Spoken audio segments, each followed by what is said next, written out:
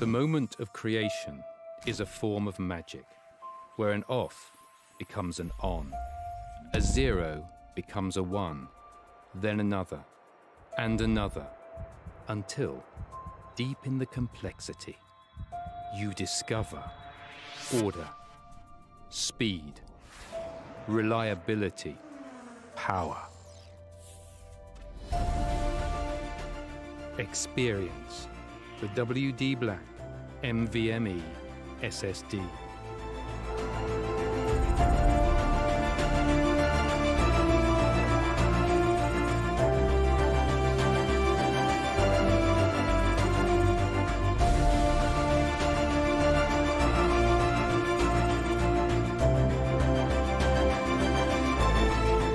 Fueled by darkness. Level up to NVMe SSD performance.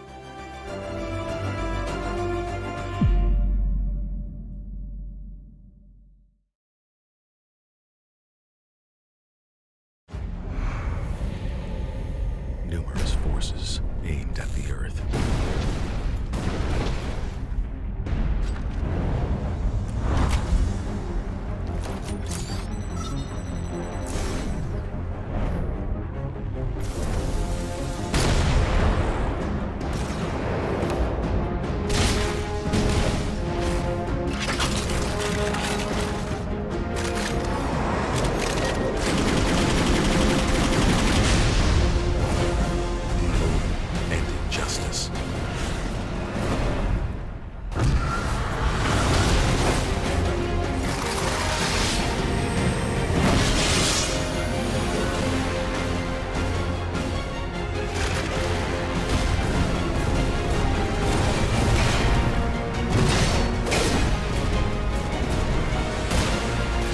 Let the glorious battle begin.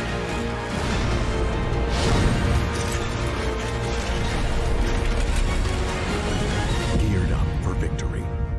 LG Ultra Gear Gaming Monitor.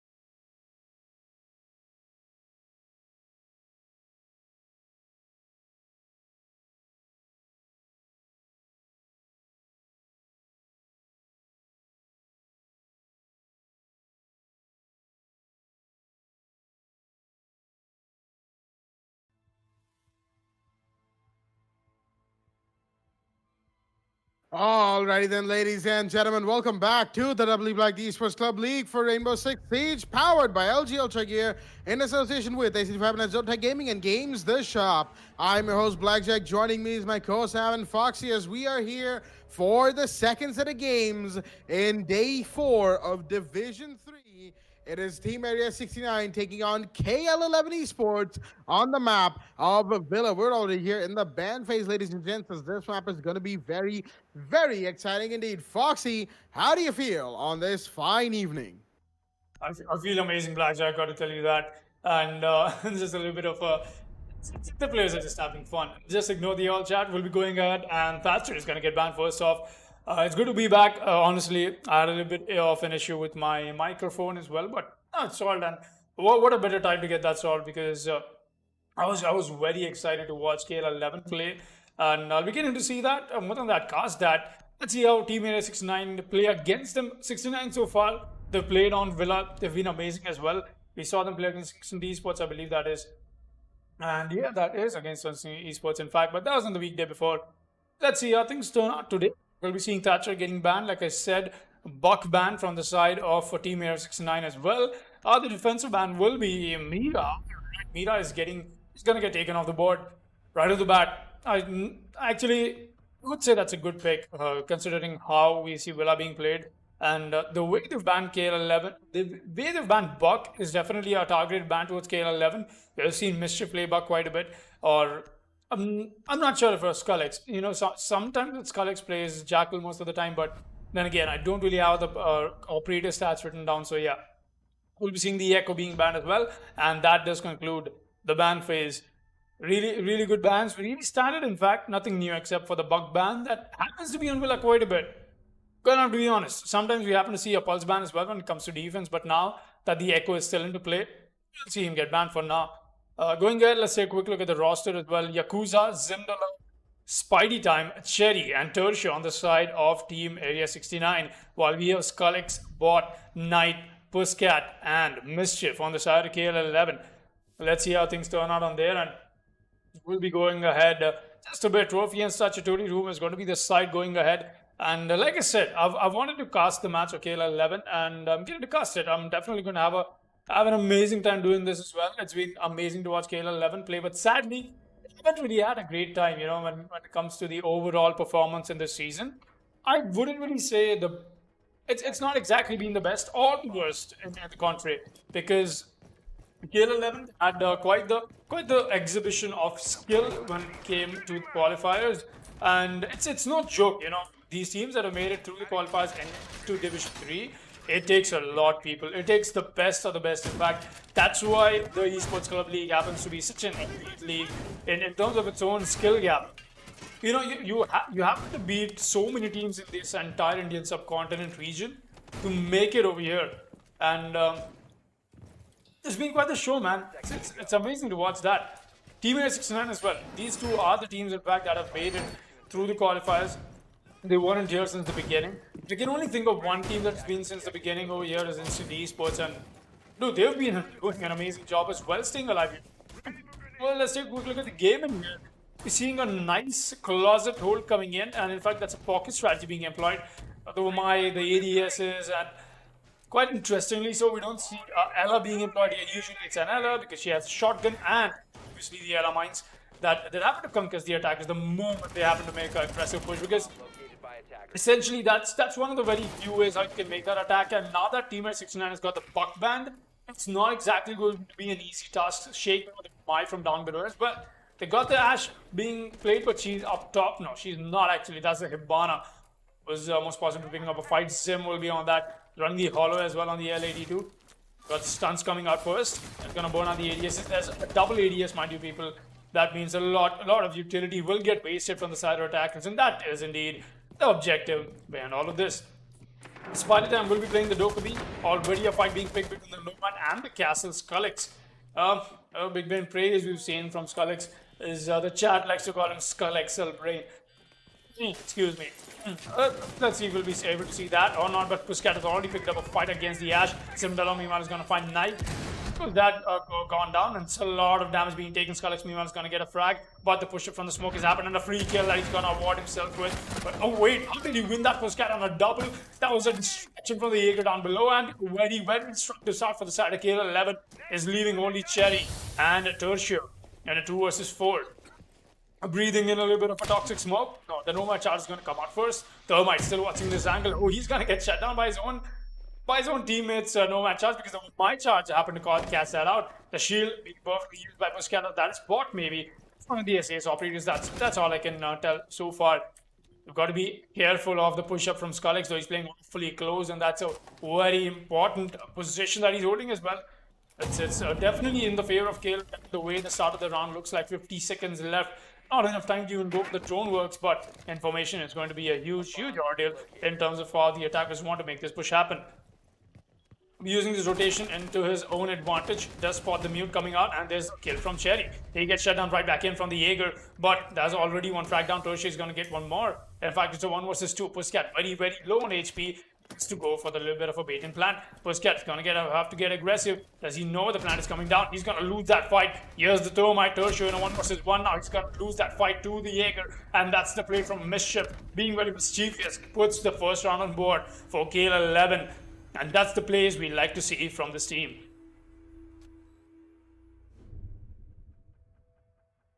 Round one going in the favor of KL11 on the defense. And that, ladies and gentlemen, is, as Foxy said, the kind of plays we've come to expect from a team of the caliber that KL11 is. In the meanwhile, Team Area 69, again, just like KL11, they haven't had, so to speak, the very best time in the division stages of this season, shall we say.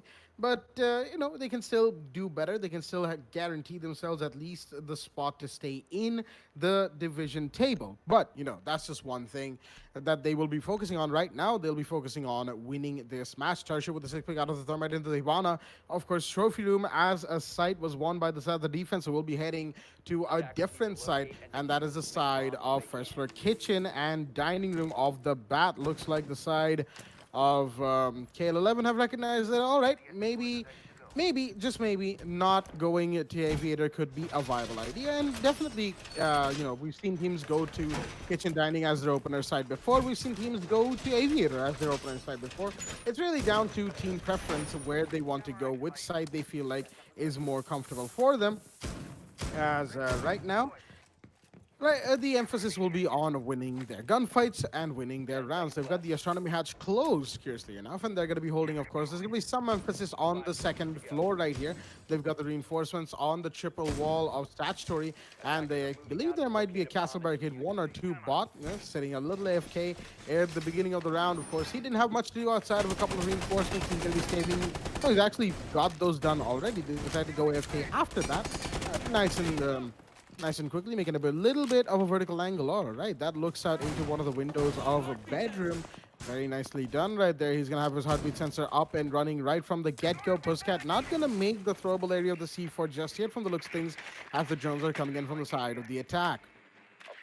Area 69, of course, they want to make sure that they get their intel in first, and then they go for the utility clearance. But there's castle barricades on the second floor, there's barbed wires, and there are, of course, operators themselves, as the Pulse is going to see one. But no, the bathroom window, Fulton is just a little too quick for him. He's not going to light anybody up for the time being, but he did see the Nomad going in to the bathroom. Now, of course, he's trying to find her with his cardiac sensor. Mischief has picked up a fight right here on the second floor already. But no, he's going to get blown away by Pusscat, who found Cherry as well. Unfortunate for Mischief. He gets blown away with his own friendly C4 from the Pulse as bot. Oh, dear me. That's a little unfortunate. Actually, I think that was Pussycat C4, not Bot C4. Regardless, Skullix has found one. That is Zim off the board, as there's going to be shots right towards the Ash. Nightmare has found one more. That's Tertio gone. And now it's a 2 versus 4. Make that a 1v4. Will that a 0v4? Yes, it will be! Nightmare with the peek onto the side of Astronomy. He's going to find the Ash and the head of the Repeller on the comeback. All right. Strafing away to glory. That is round 2 in favor of the defense. KL11 with a very strong start against Team Area 69. The Knight with the shining armor, indeed. Very well played from the side of the defense. Once again, the top floor hold is what? It did not even happen to be the side of the attack. They did not even give them time to even establish control on the top floor. The match ended on that floor. They're really well played from Mischief, from... Actually, it was a team effort. The way it played out, the information trade-off from the Pulse, Mischief and the Bandit, that is the Jaeger and the Bandit, making sure that the top floor control is not given away, not quickly at least, and they just won their gunfights and landed the C4s. Obviously, the first C4 was a little bit of an oopsie there, but definitely something that they can obviously walk away with. And I was about to say that the refrag game came right in from the side of the attack, but then I realized it was the same C4 that took out a defender and an attacker as well. It's amazing, the way the shrapnel works in this game. It's nice. It's good. I'm trying to appreciate it here because that's what adds much more precision to the way you use your gadgets, and we love to see that, man. Who doesn't? Adding a more competitive edge to the game is something we all love about this game. But going ahead, seeing Bot stay on the Vigil. Looks like KL11 wants to turn this in a little bit of a frag fest game. We've got the Vigil and the Eagle being employed by Mischief once again. Skullix will be knocking the castle, but the Goya this time around. And once again, a very good pocket strat that we got to see yesterday as well, and the day before that, as well.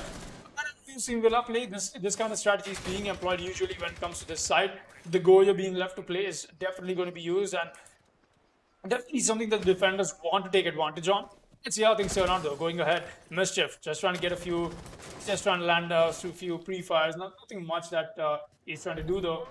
But yeah, let's see how things turn out. Bot still holding down very strong. He's got the entirety of astronomy to himself. We're seeing the drones come out first. I've got to give this to Team Area 69. A lot of drone work being done, but not enough conversions. They're just not able to convert on the information that they've gained for themselves, and that is sort of putting them on the back foot for a bit. We'll see if this happen on maybe the tails could change in the favor of, oh, he looks away the wrong time. Sherry is going to fall back, but Bot has already noticed that the Nomad has already made his way inside. Nomad trying to find anything that he can. There's a Jaeger who will find him first, but the Jaeger is pushed up from the side of Trophy as well. Gives away the position, but that won't be the case because that's a kill for the man. And now the Jaeger's got to be careful, but he's going to lose that fight as well. That's the play from Yakuza, getting a double for his team. Pre-fires away onto 90 hallway. That's a very standard place. He's expecting somebody to hold, but nobody will be. Skullux on side along with the smoke. Knight is the only one who will be playing on the main stairs. And now push is in effect from the side of the attackers. Like I said, really good emphasis. They're getting the horizontal take along with the breach happening on the side of study as well. Let's see if they'll be able to convert that into something useful or not. Spidey time, holding very strong. He'll be playing the Jackal. The Jackal is still left out to play. That means we'll be getting to see a whole lot more of that Hunter.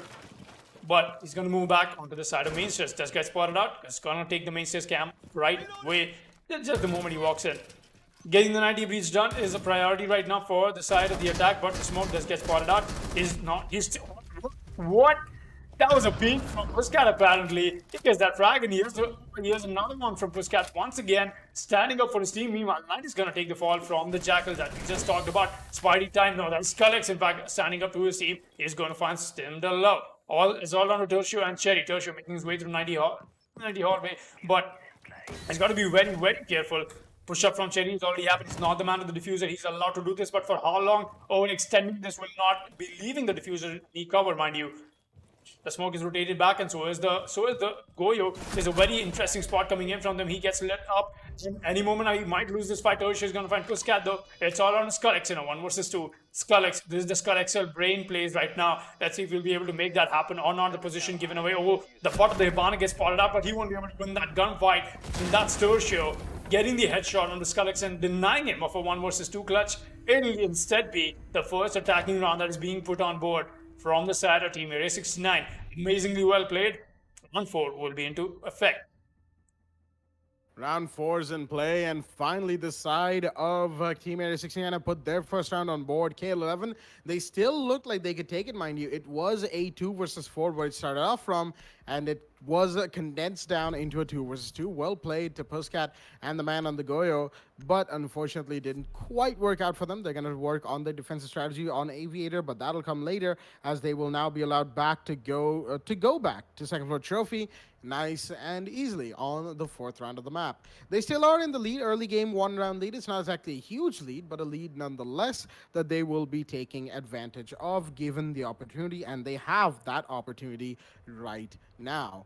They could, in a way, extend this lead even farther, make this a massive lead going into Rollstop, but Rollstop is a few rounds away, and I'm pretty sure Team Area 69 will have quite a few things to say about that sort of a lead being taken by KL11. Right now, just setting up the site of a trophy and statutory, as they have the little pocket strat, as we like to call it, in and out of a bedroom, but the castle barricade holding down that archway window of bedroom just outside of the bathroom door, and of course an entryway into bathroom being used as well. Another castle barricade holding down the door of the closet.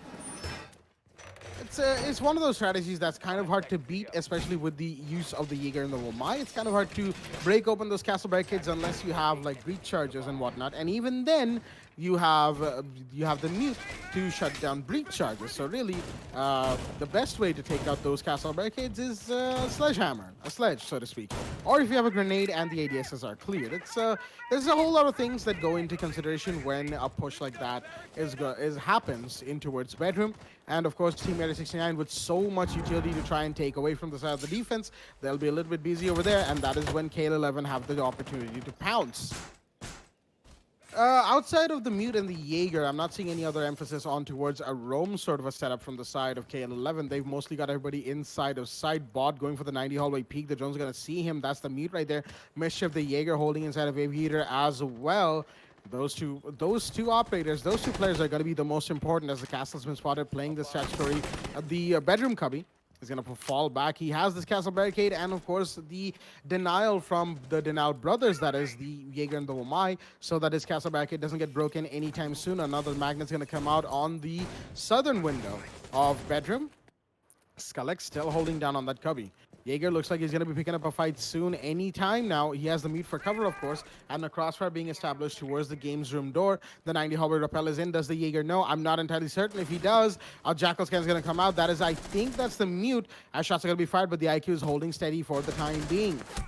The Jackal himself, however, is finding where Mischief is sitting, and that is the Jackal scan onto Mischief. The pre-fires are going to be in, but no, the Jaegers are going to win that off the prone peak, but Skullex is going to go down to Zim in the meanwhile. That is your castle on the board, while the IQ is going to be breaching vault. Is that a distraction? I don't think so. While the Nomad is going to find the Mute. Yes, he is. That's Cherry onto bot. That's unfortunate for the Mute. He's been taken off the board. Mischief, the only man alive towards this area. He doesn't know where the IQ is, and unfortunately, even another one's going to go down as Cherry's going to find Nightmare. In the meanwhile, it's down to Puskat, the last man standing in a 1v4. That canister throws pretty much giving away his position as Tertio is going to be going for the plant. In the meanwhile, another canister is going to come out, but he's going to be stunned from the Zofia behind him. Is he going to go for the peak? He will, but he's going to lose that. He doesn't look like he's going to win it, but he drops down onto the main hallway instead. There's an attacker outside, mind you, outside of the Fox window. However, there's somebody at the Fox window. The IQ goes down. What? How was he allowed to take the life of the IQ? Zim! Oh, dear me. Missing so many shots on the pistol. Oh, you hate to see that. Zim. Oh, that's unfortunate for him, but not unfortunate for Team Area 69 because they did get the kill, the last kill on board, denying the smoke any sort of clutch opportunity, giving round 4 to themselves, and making it a 2-2 equalizer on round 5. A good equalizer coming in from the side of the attack. Looks like they're finally warming up to this match. Getting 2 rounds on board when you happen to be on attack on a map like Villa, definitely something that you'd love to walk away with. But I've got to emphasize on the fact that having KL11 having themselves a 3-man, very dedicated roam, mind you, they emphasize so much the shields. In fact, very influential operators that had so much utility for themselves, along with the reinforcements, all on the side of study, the games and Aviator side. Not exactly the play you want to make.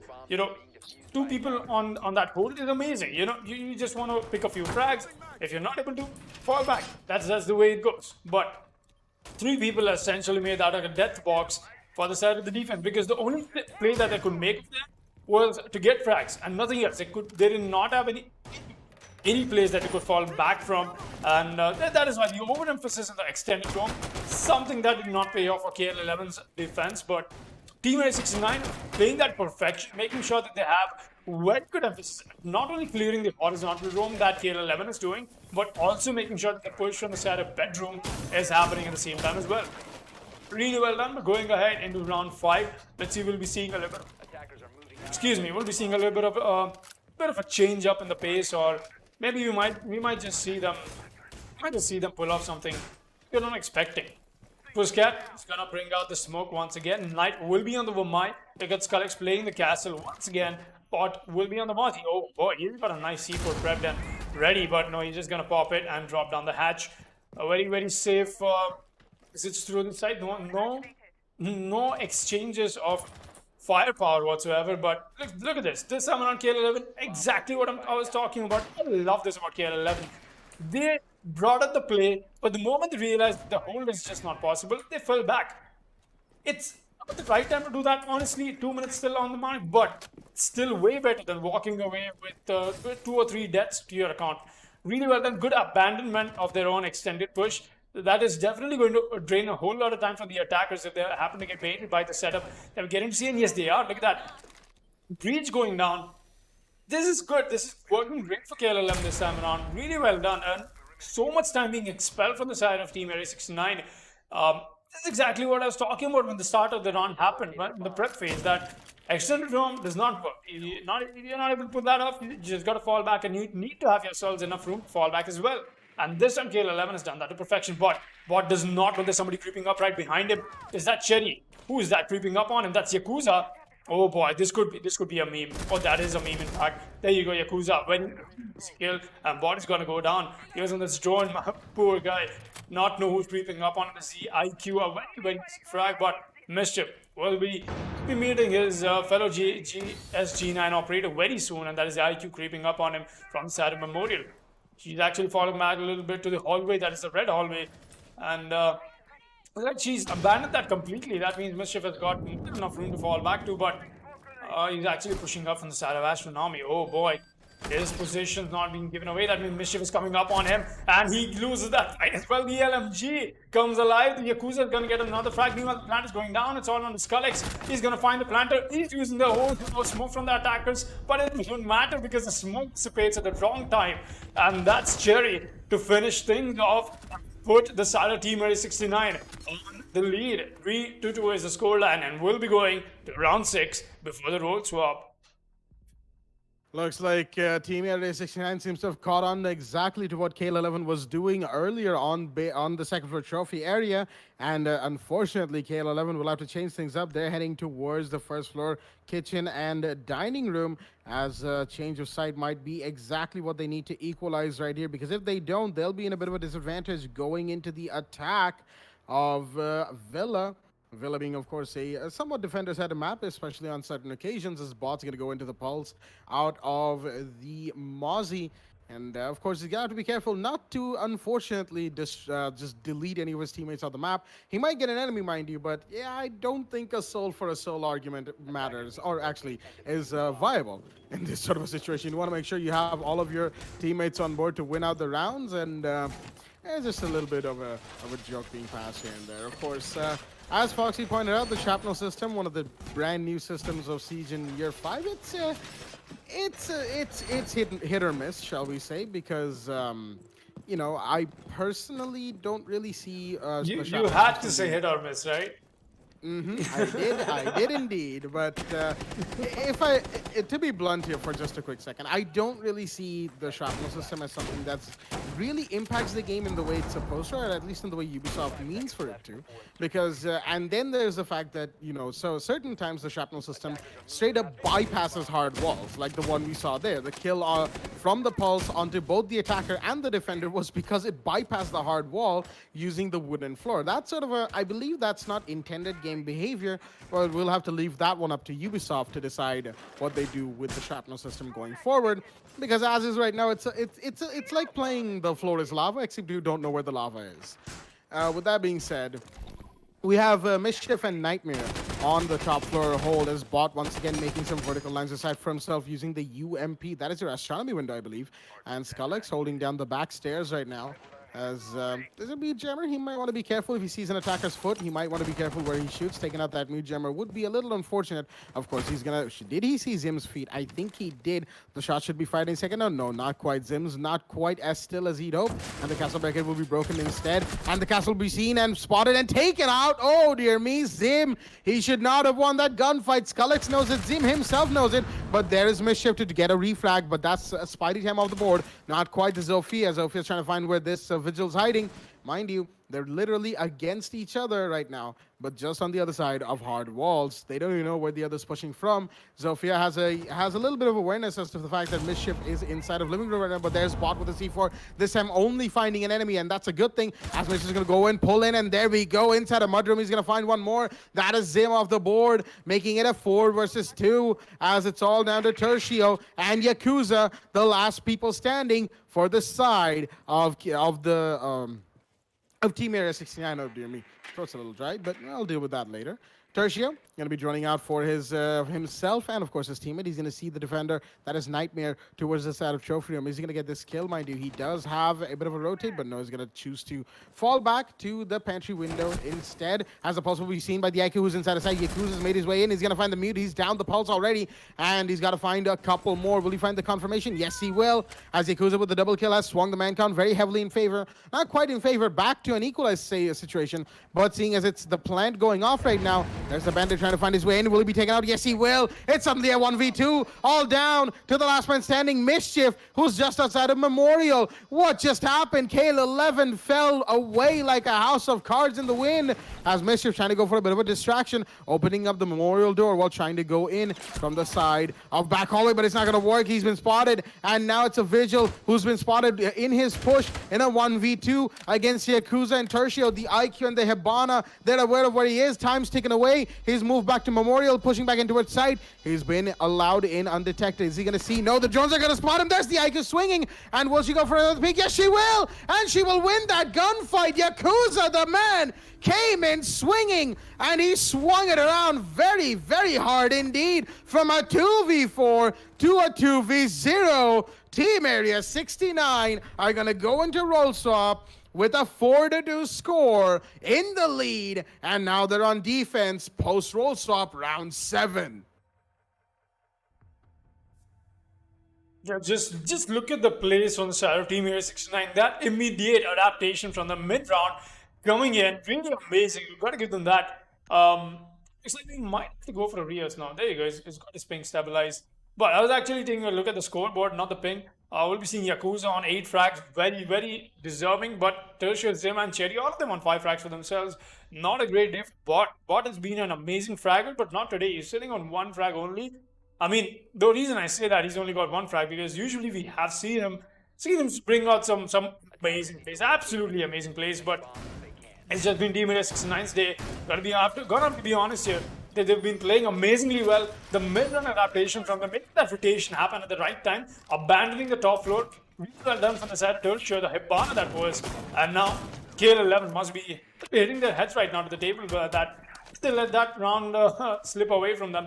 But still, the fight's not over. 4-2 only. 2 rounds away from match point. That is the Team Area 69, while 2 runs away from an equalizer. That will be KL11. We'll be seeing another landing hold with the shield. We've seen this before from the side of 69 people. We've seen this quite a bit. Cherry must be holding that the way it went around last time. It's either the smoke or the mute holding. There you go. With the mute holding it. Very, very standard stuff that we're getting to see from the side of the defense here. We'll be seeing establish some mute jams stuff. The Thatcher will be banned. That means all the emphasis from the side of the attack will be in the hands of Bot in taking all those utilities that the defense is employing. Here's the glass break, but that is actually the other window that doesn't really happen to be open on either ends. It's just the deployable cam that Tertio was trying to employ on the 90 hallway. Look at that. We'll be seeing the side of the attack make a 3-man attack push on the side of the southwest area, and actually a 4-man now that the rotation is being cut off from the Ash, as I just got to take a look at that. And another emphasis, looks like they want to go for a horizontal take towards this. I don't blame them. A really good strategy in terms of how you want to attack on Villa just in general. And IQ does get spotted by Zimdala. He's just going to have to fall back because the IQ has almost connecting the shots though. Mind you, those where the shots came in, he wants to go for the peak because he just wants to catch the IQ off guard, on the off chance of her going for a reload.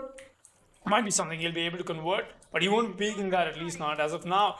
They've got Cherry holding this angle, like I said, but meanwhile, Yakuza already get that frag from. He went for a run out. Oh no, he actually did go for a run, but that was the diffuser drop outside the window as well. Looks like he heard the Hibana go for a drone. Maybe that was the case, but Cherry already using the pre-play C4 is going to get that very, very nice C4 into play. Already tipping the favor into the sides of the defense. As Team Area 69 now found themselves in a 5 versus 3. Definitely looking very strong starting off on the roll swap as well. Looks like they've come prepared.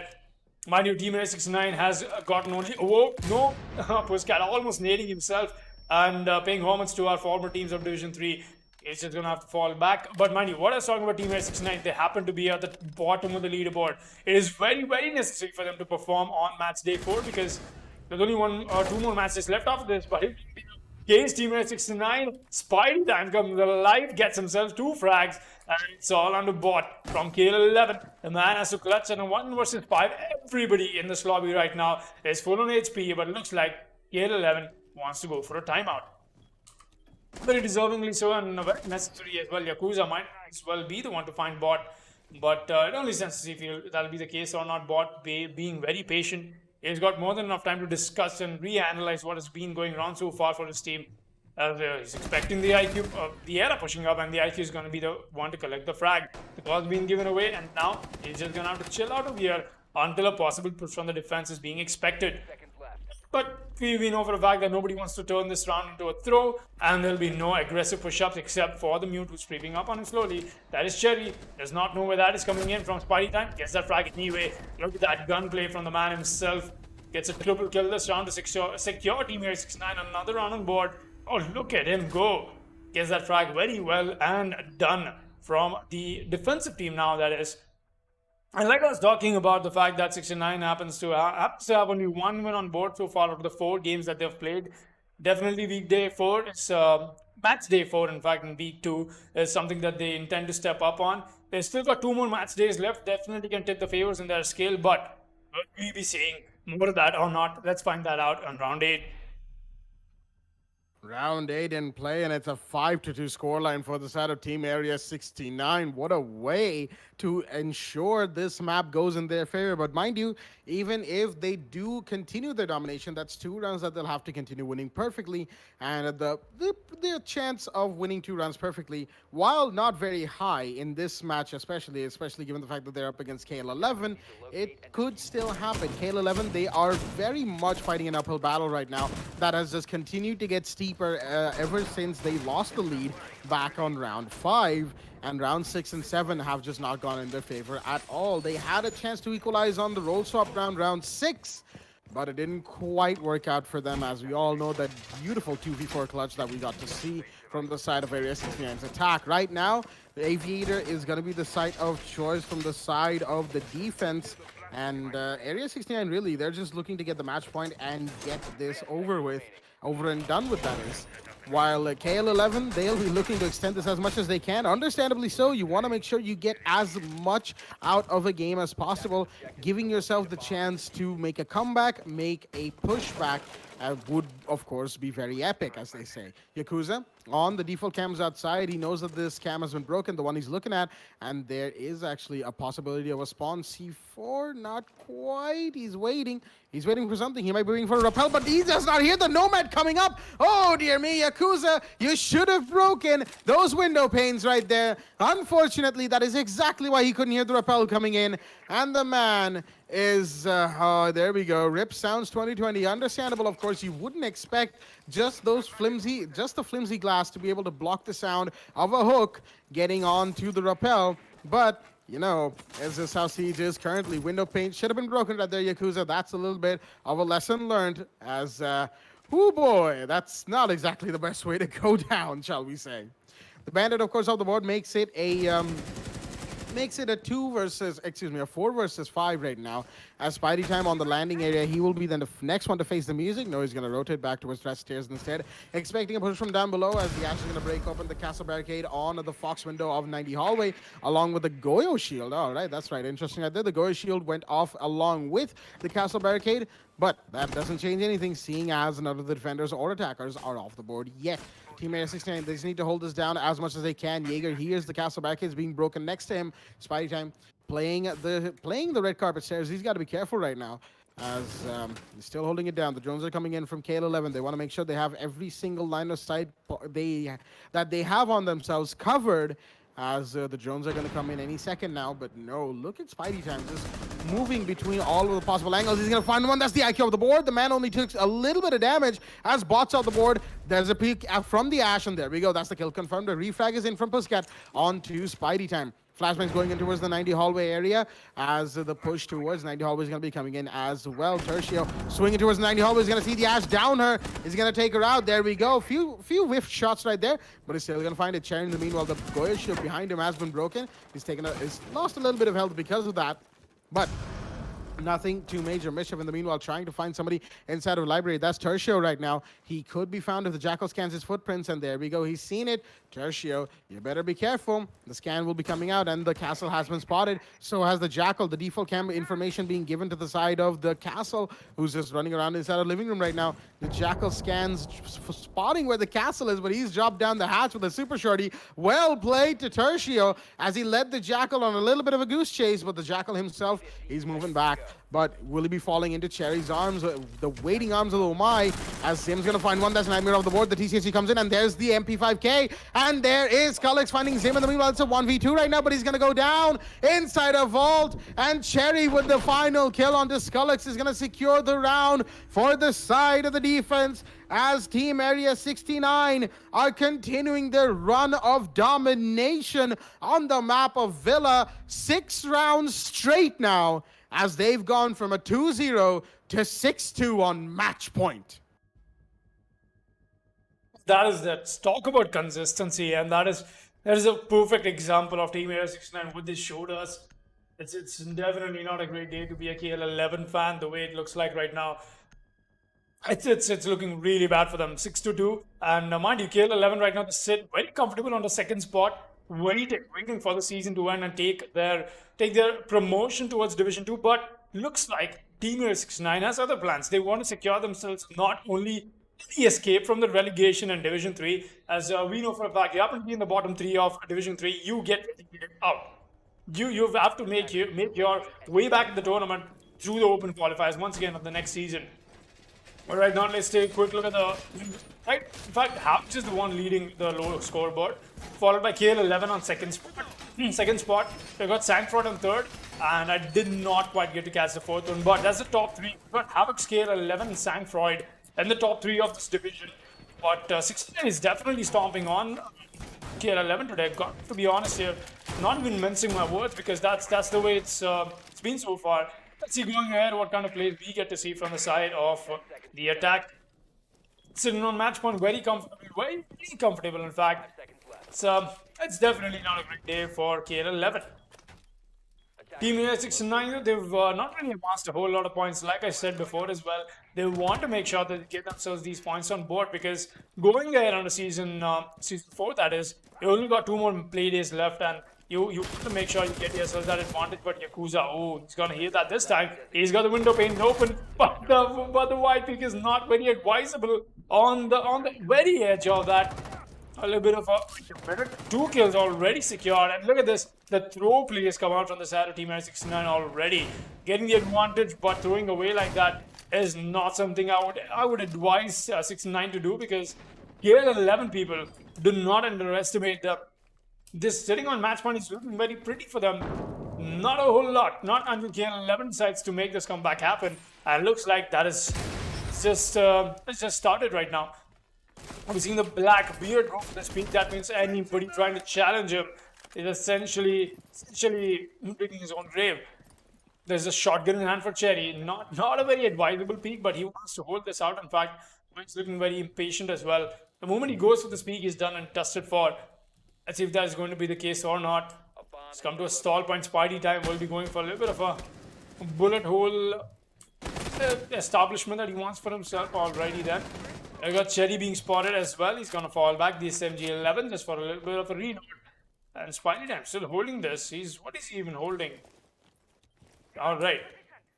We're going to get off that little angle that he's coming for himself, and the top floor push is happening already. The push from him is on, and like I said, digging his own grave, Bot is going to find himself a nice frag onto Tertia. A 2 versus 5, not in the favor, and very heavily in the favor of KL11. Still, this angle is being stuck by the Blackbeard, mighty people. That means a pusher from Spidey down on the other side will get noticed, but Cherry is the one who's making some plays happen. The C4 does not connect. That's a huge piece of utility already taken off the board. Cherry holding strong. Spidey time already picking up a fight with the Blackbeard. Bot has moved in with the grapple game. That was not something I was expecting, but they still made that happen. And now the push-up is not going to be spotted. In fact, Hibana gets that frag. It's all under the Mewtwo's Cherry. He's going to find a frag, but he'll get shut down right back in from the Nomad. And Skrillex with the finishing kill is going to give KL11 another breather on board. And another round as well. But for how long is the real question. 6-3 the scoreline. 1 round away for Team Area 69 to walk away with the victory on this match, while KL11 have got 3 more rounds to make this comeback a reality.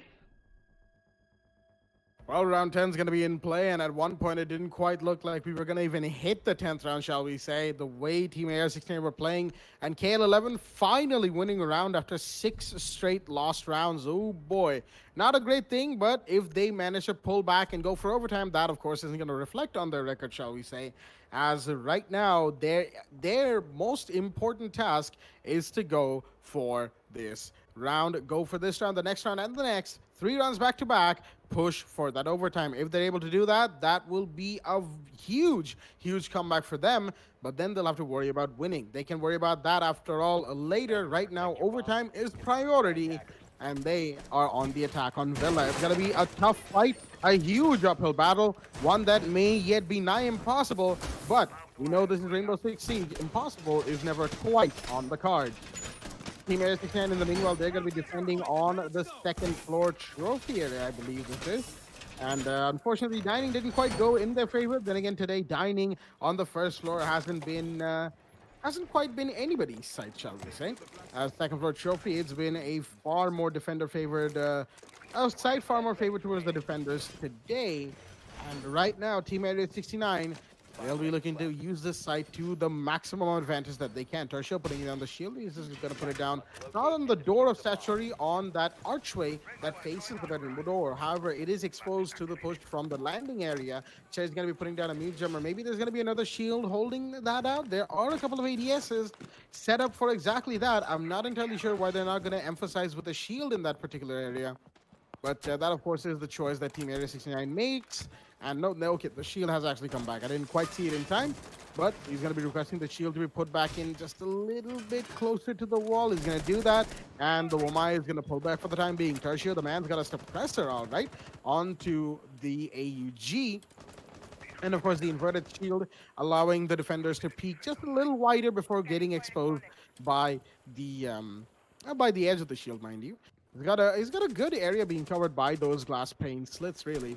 While the Wamai making some lines of sight on towards the red carpet hallway directly below the statutory room and trophy room drop down, as he's going to be holding down inside of statutory for the meanwhile. There's a couple of roamers, I believe, from the side of Team Area 69 holding down on the farther end of the map, as Pizza Vitilias has been taken down. Spy Time holding down inside of Astronomy. Yakuza, actually 4 of them are in and around sight, at the very least in lurking capacity, as not really sure where Yakuza's playing, but he's the pulse, so it's not a stretch to assume that he's somewhere below the second floor. He's either on the first or the second floor, as the ADSs are going to be finding some piece of utility that are being fired towards Terry right now. He's going to go for a peek, but not quite find anything. There's another flashbang. He's going to throw out a C4, but there's the Doc to find one. That is IQ of the board. Bot goes down. The Doc's going to repeat. Go for it, as Cherry's being flashed all the way. He's going to have to go for this peek any second now, because the shield is going to go down in front of him. And oh, Zim with the angle is going to find Nightmare, but Cherry's going to go down. In the meanwhile, the kill will be confirmed onto him. Not quite. Spy Time's going to find Mischief. In the meanwhile, it's a 5v2. KL11 not looking good at all. Ascalix is finally going to confirm onto Cherry. Pussycat, he's coming in on the first floor. He might find somebody. This Pulse C4 did come out earlier, but it hasn't found anybody for the time being. Skullix, shots are being fired towards him as Pussycat's looking for this Pulse. He hasn't found him yet. He's going to have to go up the red carpet stairs. No, he's going to push the Memorial. No, not quite. There's an angle above him, and he's going to find Tertio through that very angle, as he's going to push towards the side of the Astronomy stairs. Tertio's been down, but there we go. The push is in from Spidey Time. That's a double kill for him. It's out onto Skullix in a 1 versus 4 on the Fox window door of the trophy room. He's the last man standing, and he will not be able to do anything about the situation he's been presented, as Team Area 69 are your victors here on Villa. Ladies and gentlemen, the third match of the day goes to them. And what a game it has been. Only 3 rounds that didn't go in their favor. 2 at the beginning, and round 9, the last round before this one.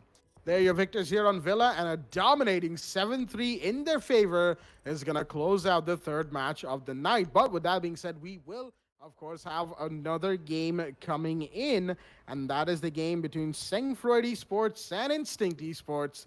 Well, of course, we don't have map data just yet. We will very soon, and we'll be back very soon with that match. Stay tuned.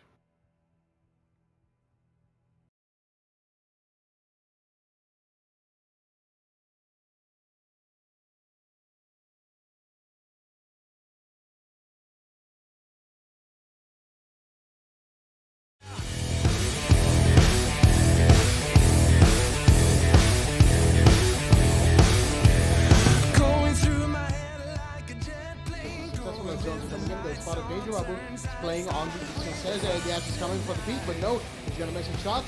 Major Babu with the shotgun, he takes it out, but no, he's not going to inflict any damage whatsoever. As Aussie gets another one, that is Skalaki. He's left Major Babu down. He will get the Jaeger. That is never put off the board, and the Ash is coming alive with super new response by coming in meanwhile. Major Babu goes down finally, and Aussie finds another one. That's a quad kill for the man, and he is going absolutely crazy inside the side. Zin is down. Flickshot is here to get one. That is Saqib off the board. No more C4s in play, but here's the gun of Flickshot coming in. The commander claims one line. But Kingslayer gets a double kill. He's going to deny the planter. Yes, he will. That's a quad kill for Flickshot. Does he get the ace is the real question right now. Kingslayer, the highest fragger of the entire division, is up against the clutch that Flickshot has to make happen. The ace, in fact, for the man. The Mozzie has to be very careful about he intends to peek this. Only 5 seconds left. Will Kingslayer pull this off? He's not gotten off the plan, and Flickshot gets the ace. Back full freeze. Blackjack, you mind taking this one for us just a second? Absolutely. Also going to go for a big runner right. He's going to knife one. Will he fight two? Yes, he will. Will he fight three? Yes, he will. What a play from the Bandit to shut down Team Super on the kitchen half.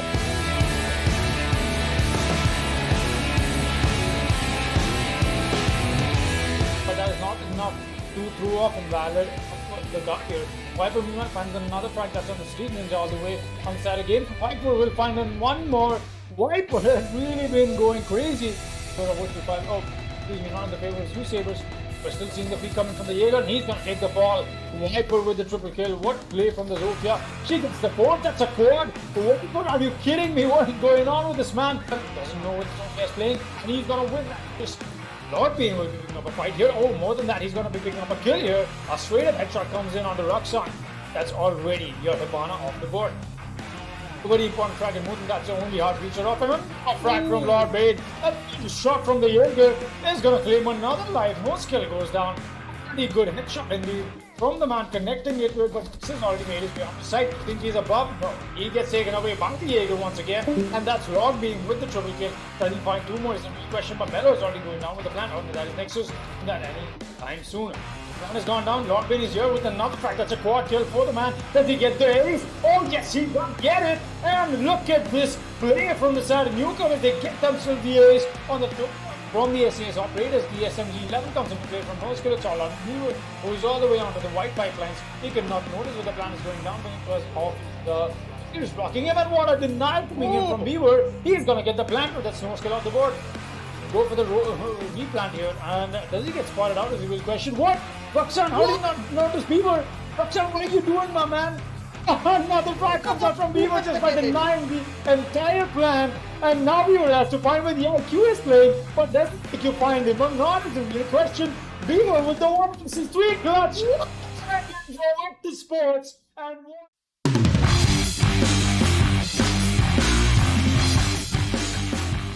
Spark gets a 3 versus 2, not a favor of Union Gaming.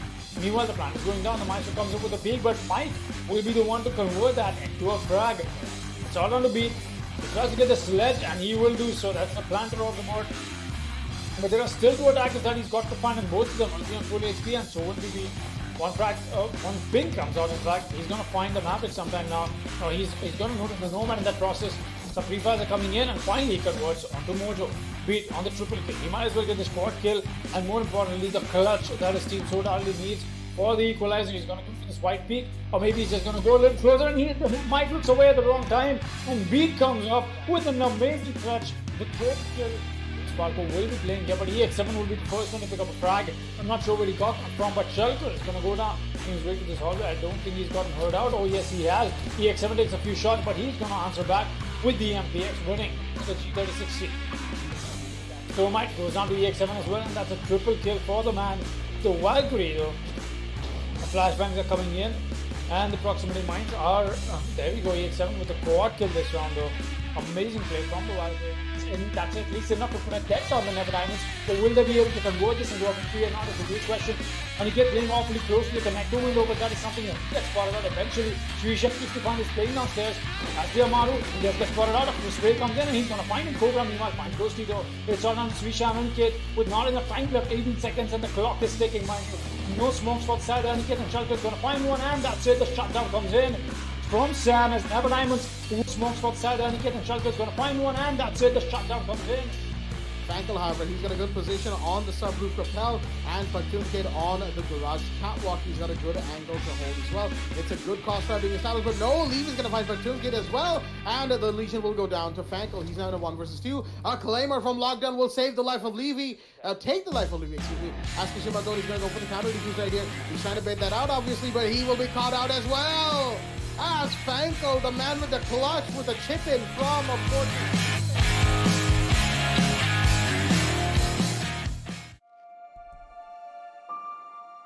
The moment of creation is a form of magic, where an off becomes an on, a 0 becomes a 1, then another, and another, until, deep in the complexity, you discover order, speed, reliability, power. Experience the WD Black NVMe SSD.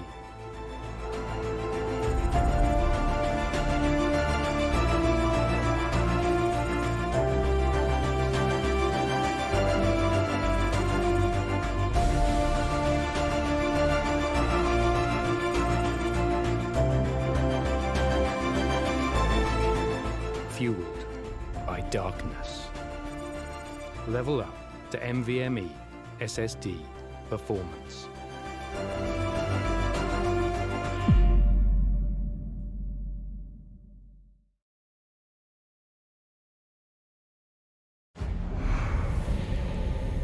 Numerous forces aimed at the Earth.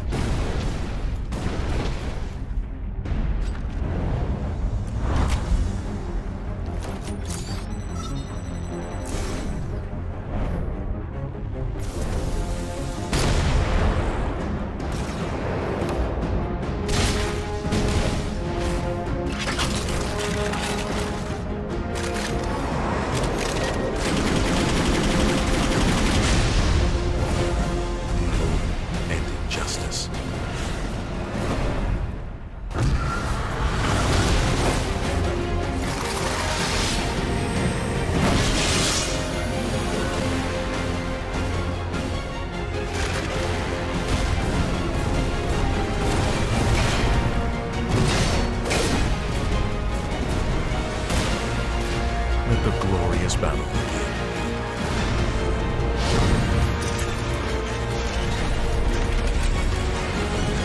Geared up for victory. LG Ultra Gear Gaming Monitor.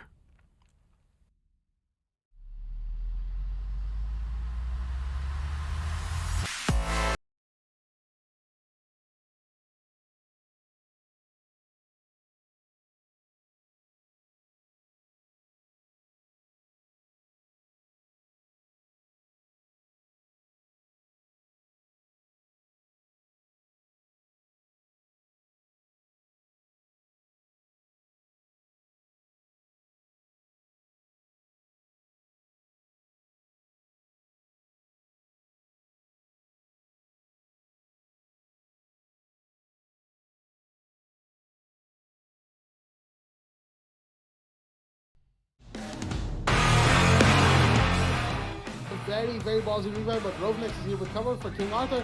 But there's a bandage to find the kill onto the IQ. And he's gonna find another one. Will he find the third? Sophia's inside of logistics right now. And yes, the kill is confirmed. A triple kill for Vinitaus. As Marchman's gonna find fun in the meanwhile. But I believe that was the fusion drop inside of construction. And Vinitaus is just gonna be holding down for the meanwhile. It's a 3v2. All done to Marchman and Clay against Leo Tazio and Vinitaus. Oh, the shots are fired, and the Nomad will go down to a quad kill by Venetaus, and more shots are being fired. I believe that's Umai fighting the Hibana, so I have an idea at least. And the Bandit should go for the speed any second. Oh, yes, he will, and the kill is confirmed! Venetaus with the ace for Sage Elite. The man really came alive in this round. And Here because he's exposed on one angle, which is quite surprising. It's quite impressive to see, and whoa, that's a really great shot there from Extend taking out Hussein. The pings are being spot on, and the push is coming in from the Nomad, and he'll eventually get the head of Wamai, and he will eventually get a double kill. Going with Micro C4, he can be able to use it from surprise, but it doesn't work out. Abid, triple kill. He is on a roll here. but he won't be that much because he is the only operator remaining currently, and he needs to clutch this one out on a vulnerable situation. He still needs to know that there are two players who's currently situated from the bakery. He sees the head and he'll eventually take a vid and gets a quad kill. Just Noctis remaining here. Angles being opened up. He doesn't know exactly where the location is. Pins being found out from Nomad. He still needs to be careful. He has to go for the frag. Goes to the vault in. Sees the head of Echo and he will get it. X-Gen with the ace and they will win round 6. Has almost walked over. Will be more than happy to take that kill. Ball still scanning away more than enough himself for his team. Let's get a fire from below. Tiki Donut, so much damage is down.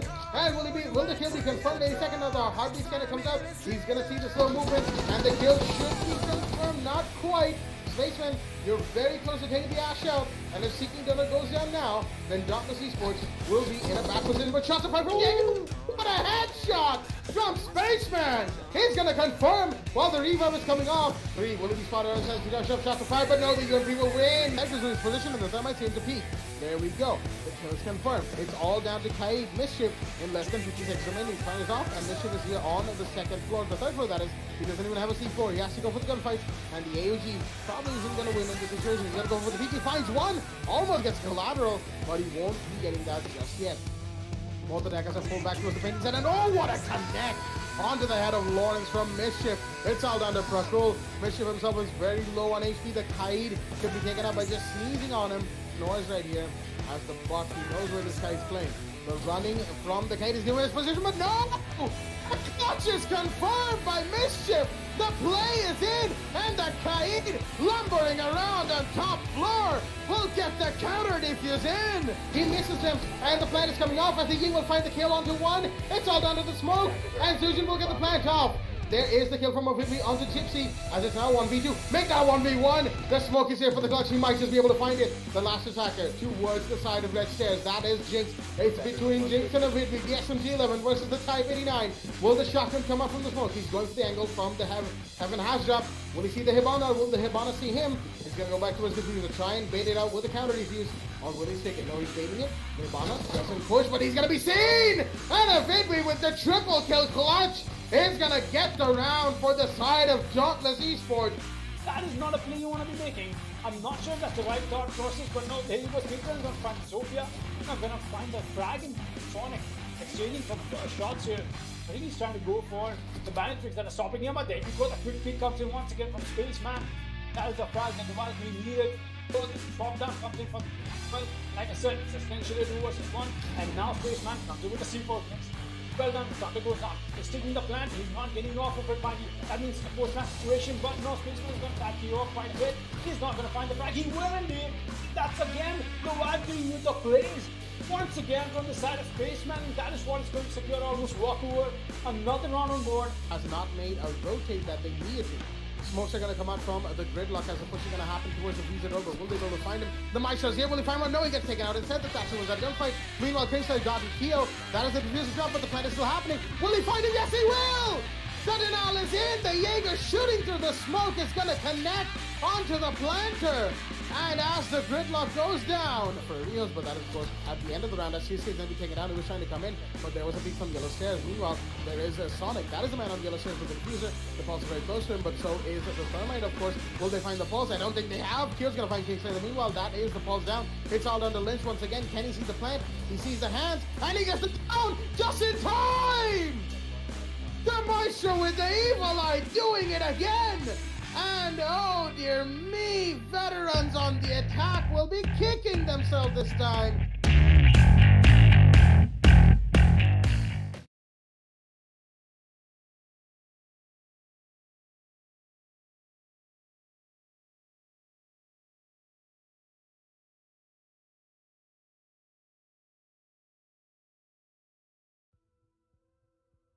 Alrighty then, ladies and gentlemen, welcome back to the W Black the Esports Club League for Rainbow Six Siege Season 4, powered by LG Ultra Gear in association with ACT and Zota Gaming and Games The Shop. I'm your host, Blackjack. Joining me is my co-host, Sam and Foxy, as we are here for the game between Sangfroid Esports and Instinct Esports on the map once again of Villa. Day 4 is going to be closing out with the map of Villa, and we're of course already in the ban phase as both of these teams are ready and rearing to go. And the first one of the map is going to be the Thatcher. Fairly expected right there, as Thatcher opening ban, first ban, second attacker ban. It really doesn't matter. People just don't want to play Thatcher, man. And at this point, I don't blame them. People are used to not playing the Thatcher, so even if the Thatcher is unbanned, you usually don't see this SAS operator being played. The second man on the map from the side of Sangfroid Esports is going to be coming out, and it is the Blackbeard. All right, Blackbeard is the one to get banned, understandably so, seeing as he is quite the pain to deal with, especially with his two face shields. Also, the fact that his guns hit rather hard. So, pretty powerful right there. Going to be taking him off the board as the first defender ban on this map will be from the side of SF. They will be banning as the timer takes down the Mira. Once again, very standard ban, very smart ban. Mira, a very powerful operator with her one-way black mirrors.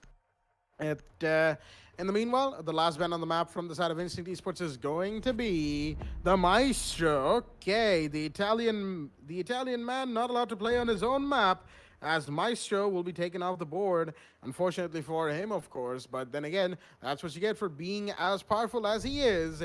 The Alda and the Evil Eyes on a 3 armor 1 speed. He's definitely a force to be reckoned with, and that's why he's been banned on the map. Let's have a quick look at both of these rosters being brought in today. From the side of Sangfroid, we've got Hypertishi, Markhawks, True, Z-Panda, and Psycho. And from the side of Instinct Esports, we've got Anaconda, Invalid, Seth, Asterix, and Pendrive. And now we're going to be heading into first floor dining room and kitchen room on round 1. Indeed, that's where we'll be headed, and thanks for an amazing introduction into this match, Blackjack. I'm very excited to see the way this goes around. And Mechhawk already triggering my OCD. Everybody on the side of Sangfroid Esports has themselves .sf, but this man, Mechhawk, the only one has a TSF. That's come on, man. Why would you do that? I mean, what is the T even supposed to stand I think for? I think it stands for Team Sangfroid Esports. Is it not, or Team Sangfroid? Is it? I mean, the SF is Sangfroid. They don't really have room for the esports in there. Then it would be SFE, but it's not SFE. It's SF. It's SF. So Mechhawk is the only one correct. That makes it right. The only right name tag. Yeah, so the right name tag from the side of Sangfroid is only Mechhawks. Nice. That's nice. That's great. Great pre-run analysis from the casters. On point. Perfect stuff that we love to know about the game. Absolutely. Going ahead, we'll be seeing a WMP being emphasized in Valent and Seth on the castle and the Pulse. All of these FBI operators will be coming in on the defense. We've got Anaconda playing a Mute as well. We've got Pendrive on the Jaeger and Asterix on the Bandit. He's actually going very aggressive, quite aggressive. That we're getting to see from the aggression. In fact, we've seen this. There's no surprise, honestly. There's a nice castle barricade to stop Hypertishi from making that push happen. The charge will definitely get used, and that's one piece of utility already. You know, getting a free headshot. Hypertishi, not sure who that is on to, but definitely a fallback was noticed. True will be running the suppressor, and looks like just the way the meme goes, is doing the daily challenges on TEC. Very interesting. We've seen that happen on invitational qualifiers and play days as well. So this is another meme that we're seeing the side of the attackers just take up. We're seeing the suppressor being used on the Zofia. We're pushing up the side. Very, very easy take that they've been given away. In fact, a C4 is into play. Does that connect? No, it won't. Z Panda is going to walk away with a little bit of his shoulder scrape. Nothing else. No huge damage done. And this might be something that you're not expecting Instant Esports to perform, because now they happen to stay on the back foot.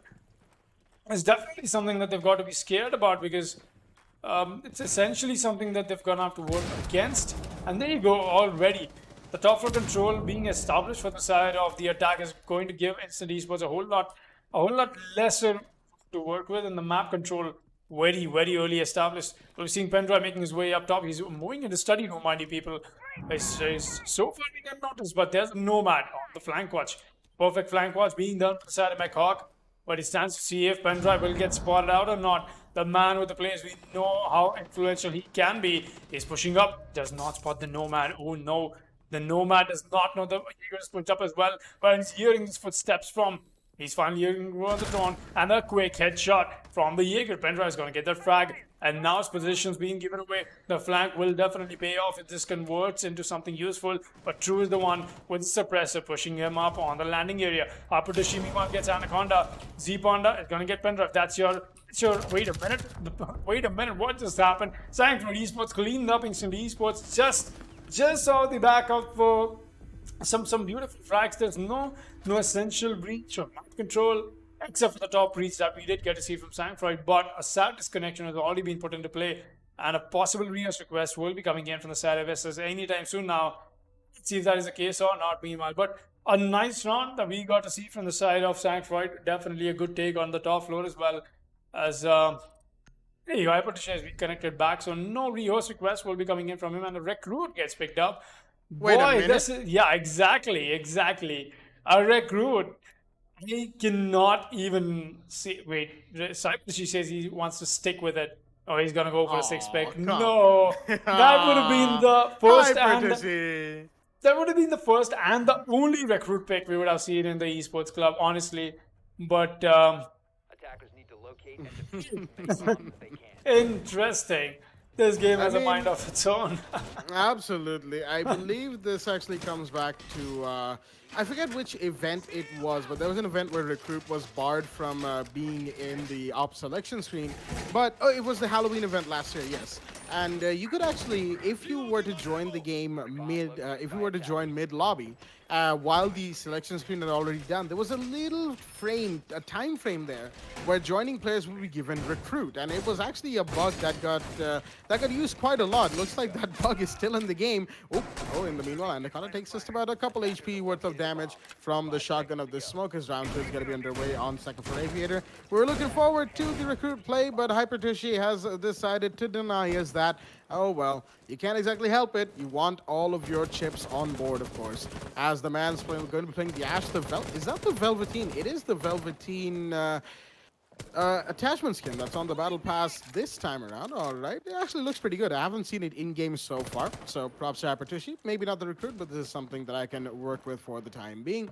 All right, of course, on the Ash is going to be a very important fragging operator for his team, but not without utility, mind you. 2 breaching rounds and 3 flashbangs on the man. Very useful to take down the utility denial that the side of Instinct Esports are bringing out. There's the shield on the classical hallway watching the 90 bend, and I believe there's a shield behind him, or at least to my behind him. That's Asterix behind Seth, holding down the office doorway. While the IQ is going to be in play from Z-Panda, once again, he's going to be using the RD scanner to find whatever pieces of utility as he can. Hypertushi, for whatever reason, shooting the floor, but no, beneath him. Maybe he thought there was an operator down there. Maybe there was a call that there's somebody down there, but regardless of that, some bullets just used up from the Ashes R4C. The drones are going to find the shield in the 90 hallway right now as the push towards 90 is going to come in slowly but surely. McHawks got the entryway secured for himself into Mudroom. He's going to pick up his own drone and move on towards the astronomy push.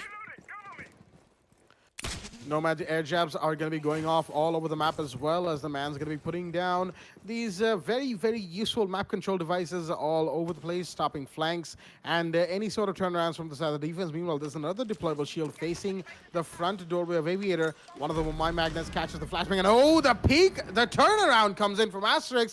He gets flashed, but he still gets the kill. Mark Hawks goes down, and that is your Nomad on the board. Very unfortunate for Sangfroid, but they've just lost a huge operator. There's Zofia trying to find where... Ooh, okay, that's an electrical that the IQ is trying to get, but is she going to get that? I don't think she sees it, but she probably does finally, which would mean that the Hibana will be able to go for the breach on towards the vault wall. Hypertushi pushing up the main stairs right now. There's nobody to contest him outside of the Jaeger, who's just pushing on the main landing of main stairs. Asterix is taking a bit of damage in the meanwhile, trying to take this fight, but he's going to get the down on the Zofia, and the kill will be confirmed. He's got to pull back as Pendrive has found one more. That's Hypertushi off the board. A couple of kills, which means it's a 4 versus 2 right now. But both attackers are on full HP, while most of the defenders are in some capacity hit.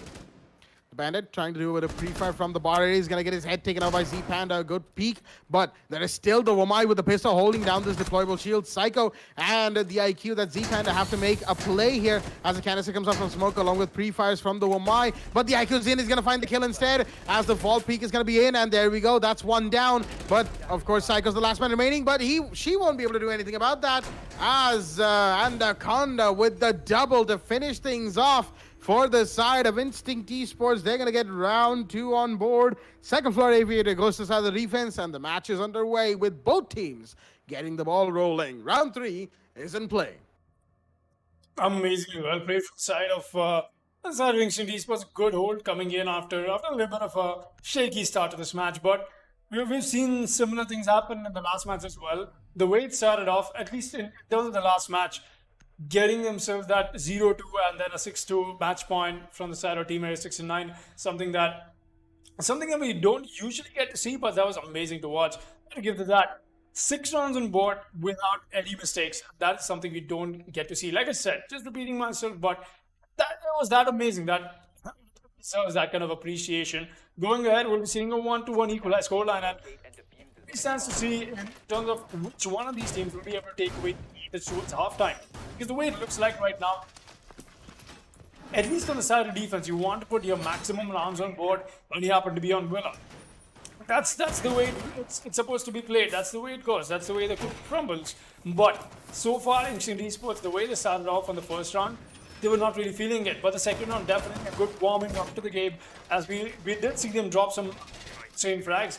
Taking the aggression to the doorstep of Sangfroid Esports, something that we really appreciate when it comes to games like these. But then again, Instinct Esports, they are gunners, man. I've said this before, and I'll say it again.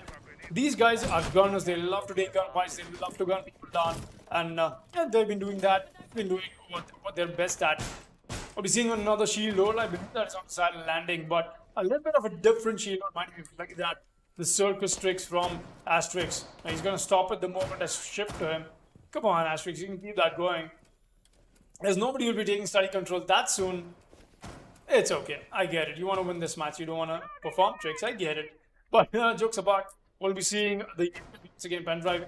He's allowed to roam and do whatever he wants to do. That is so much freedom giving away to your frag. But already a frag gets dropped. Where did that even come from? There's your bandit taken out. Seth will be taking the fall, and the soft reach from down is already happening. It's not something you would expect your teammates to go down so early. Invalid will be the one to find the Ash in case he goes for the peak, but somebody else is already pushed up off and he close. No, that is actually the my happened to notice on that outline. I got confused.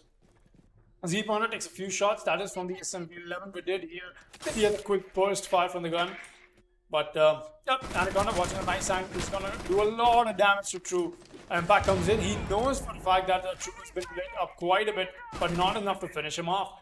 But still be seeing Anaconda make this push happen. But the hatch does leave him exposed. The drones, 2 of them will be caught out very soon and early. The alibi trying to go for the impact trick is not going to connect to anything because the Hibana that is coming in for the breach. We know for a fact that timing those Hibana charges well, positions in, you cannot backtrack that, but the push-up has already happened. That's Anaconda fighting to attack this right now. Very, very angry attackers, mind you people. That is the sledge pushed up. Oh boy, almost losing his head. That is True. He's gonna have to fall back. But the abandonment of astronomy has been something that the attackers have taken quick advantage of. 3 men on that room watching this very same angle, but he dropped down from the alibi. She gets a drop on the sledge. She does not have an impact to convert that or confirm that kill, but he's here to drop another head. Meanwhile, Invalid is the one to go down in that little gunfight that we did see the Nomad establish. Push up is in, IQ gets tagged along once again. Watching this breach angle, that is the Hibana. The Nomad charge comes alive and the Hibana's gun is as well. That's a nice frag for Psycho and a very easy one as well. Bloodbath is on. Asterix is going to convert that frag onto the sledge. Z-Panda will be waiting for him very patiently so, but he's going to lose that gunfight to the AUG's damage. Like I said, when you low on HP, not something you want to convert that. And now, Psycho in a 1 versus 3. Very, very bad position. No, diffuser is still an angle, mind you. 20 seconds left. Time is not on the side. We'll still be seeing Psycho hold this angle. Lit up quite to the very last remaining HP of the last bar, in fact. And 10 seconds remaining, just going to use this tactical timeout right now. As like I said, Instinct Esports have brought a line of frags for themselves. And more than that, they're looking very strong on the second round and now up to the third round as well. And round 3 will be going in the favor of Instinct Esports. Really well done by them. And let's see what this game brings us as we proceed to round 4. Round 3 going in favor of the defense, and this is what we've been talking about when it comes to the side of Villa, especially the trophy hold. It's always the astronomy area that turns into a complete bloodbath. Unfortunately, this time it didn't quite turn into a bloodbath for the favor of Sangfroid. It turned into a bloodbath for Instinct to take advantage of it, especially the man playing the alibi did such an amazing job holding down from inside of trophy room, from the rotate, dropping the sledge, and then getting the Nomad pushing up from the the split door area, shall we say.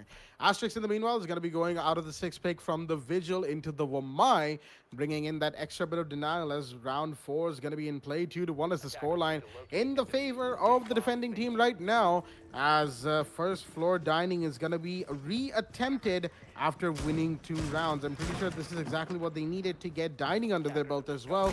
As Instinct, they attempted this site first. This was their opening site. A reminder for everybody that they tried against Sangfroid on Kitchen. It didn't quite work out for them back then. Will they be able to make something different out of this now? That is the question we're here to answer.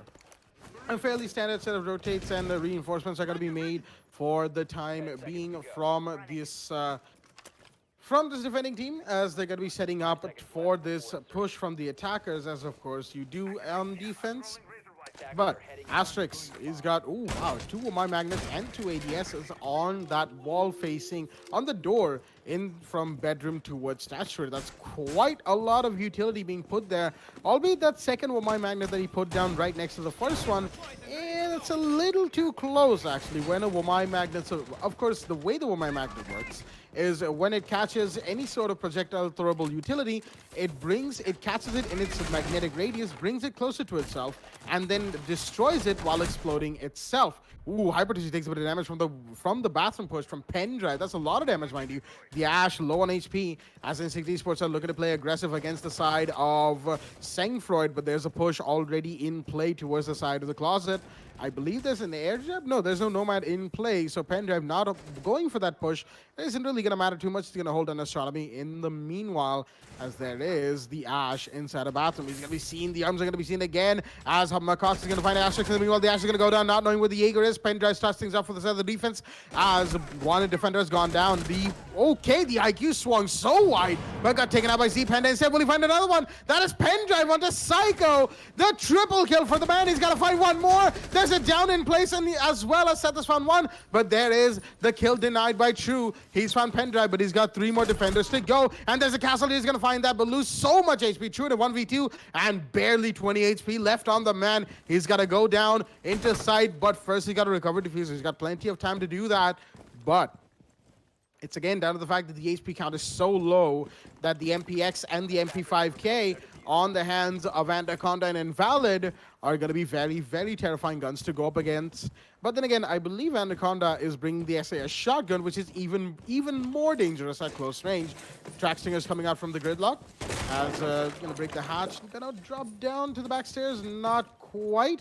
He's just really trying to understand where these defenders are playing. One inside a mudroom, one inside outside by the laundry door, as vertical lines are being established. No, that is just the laundry hatch.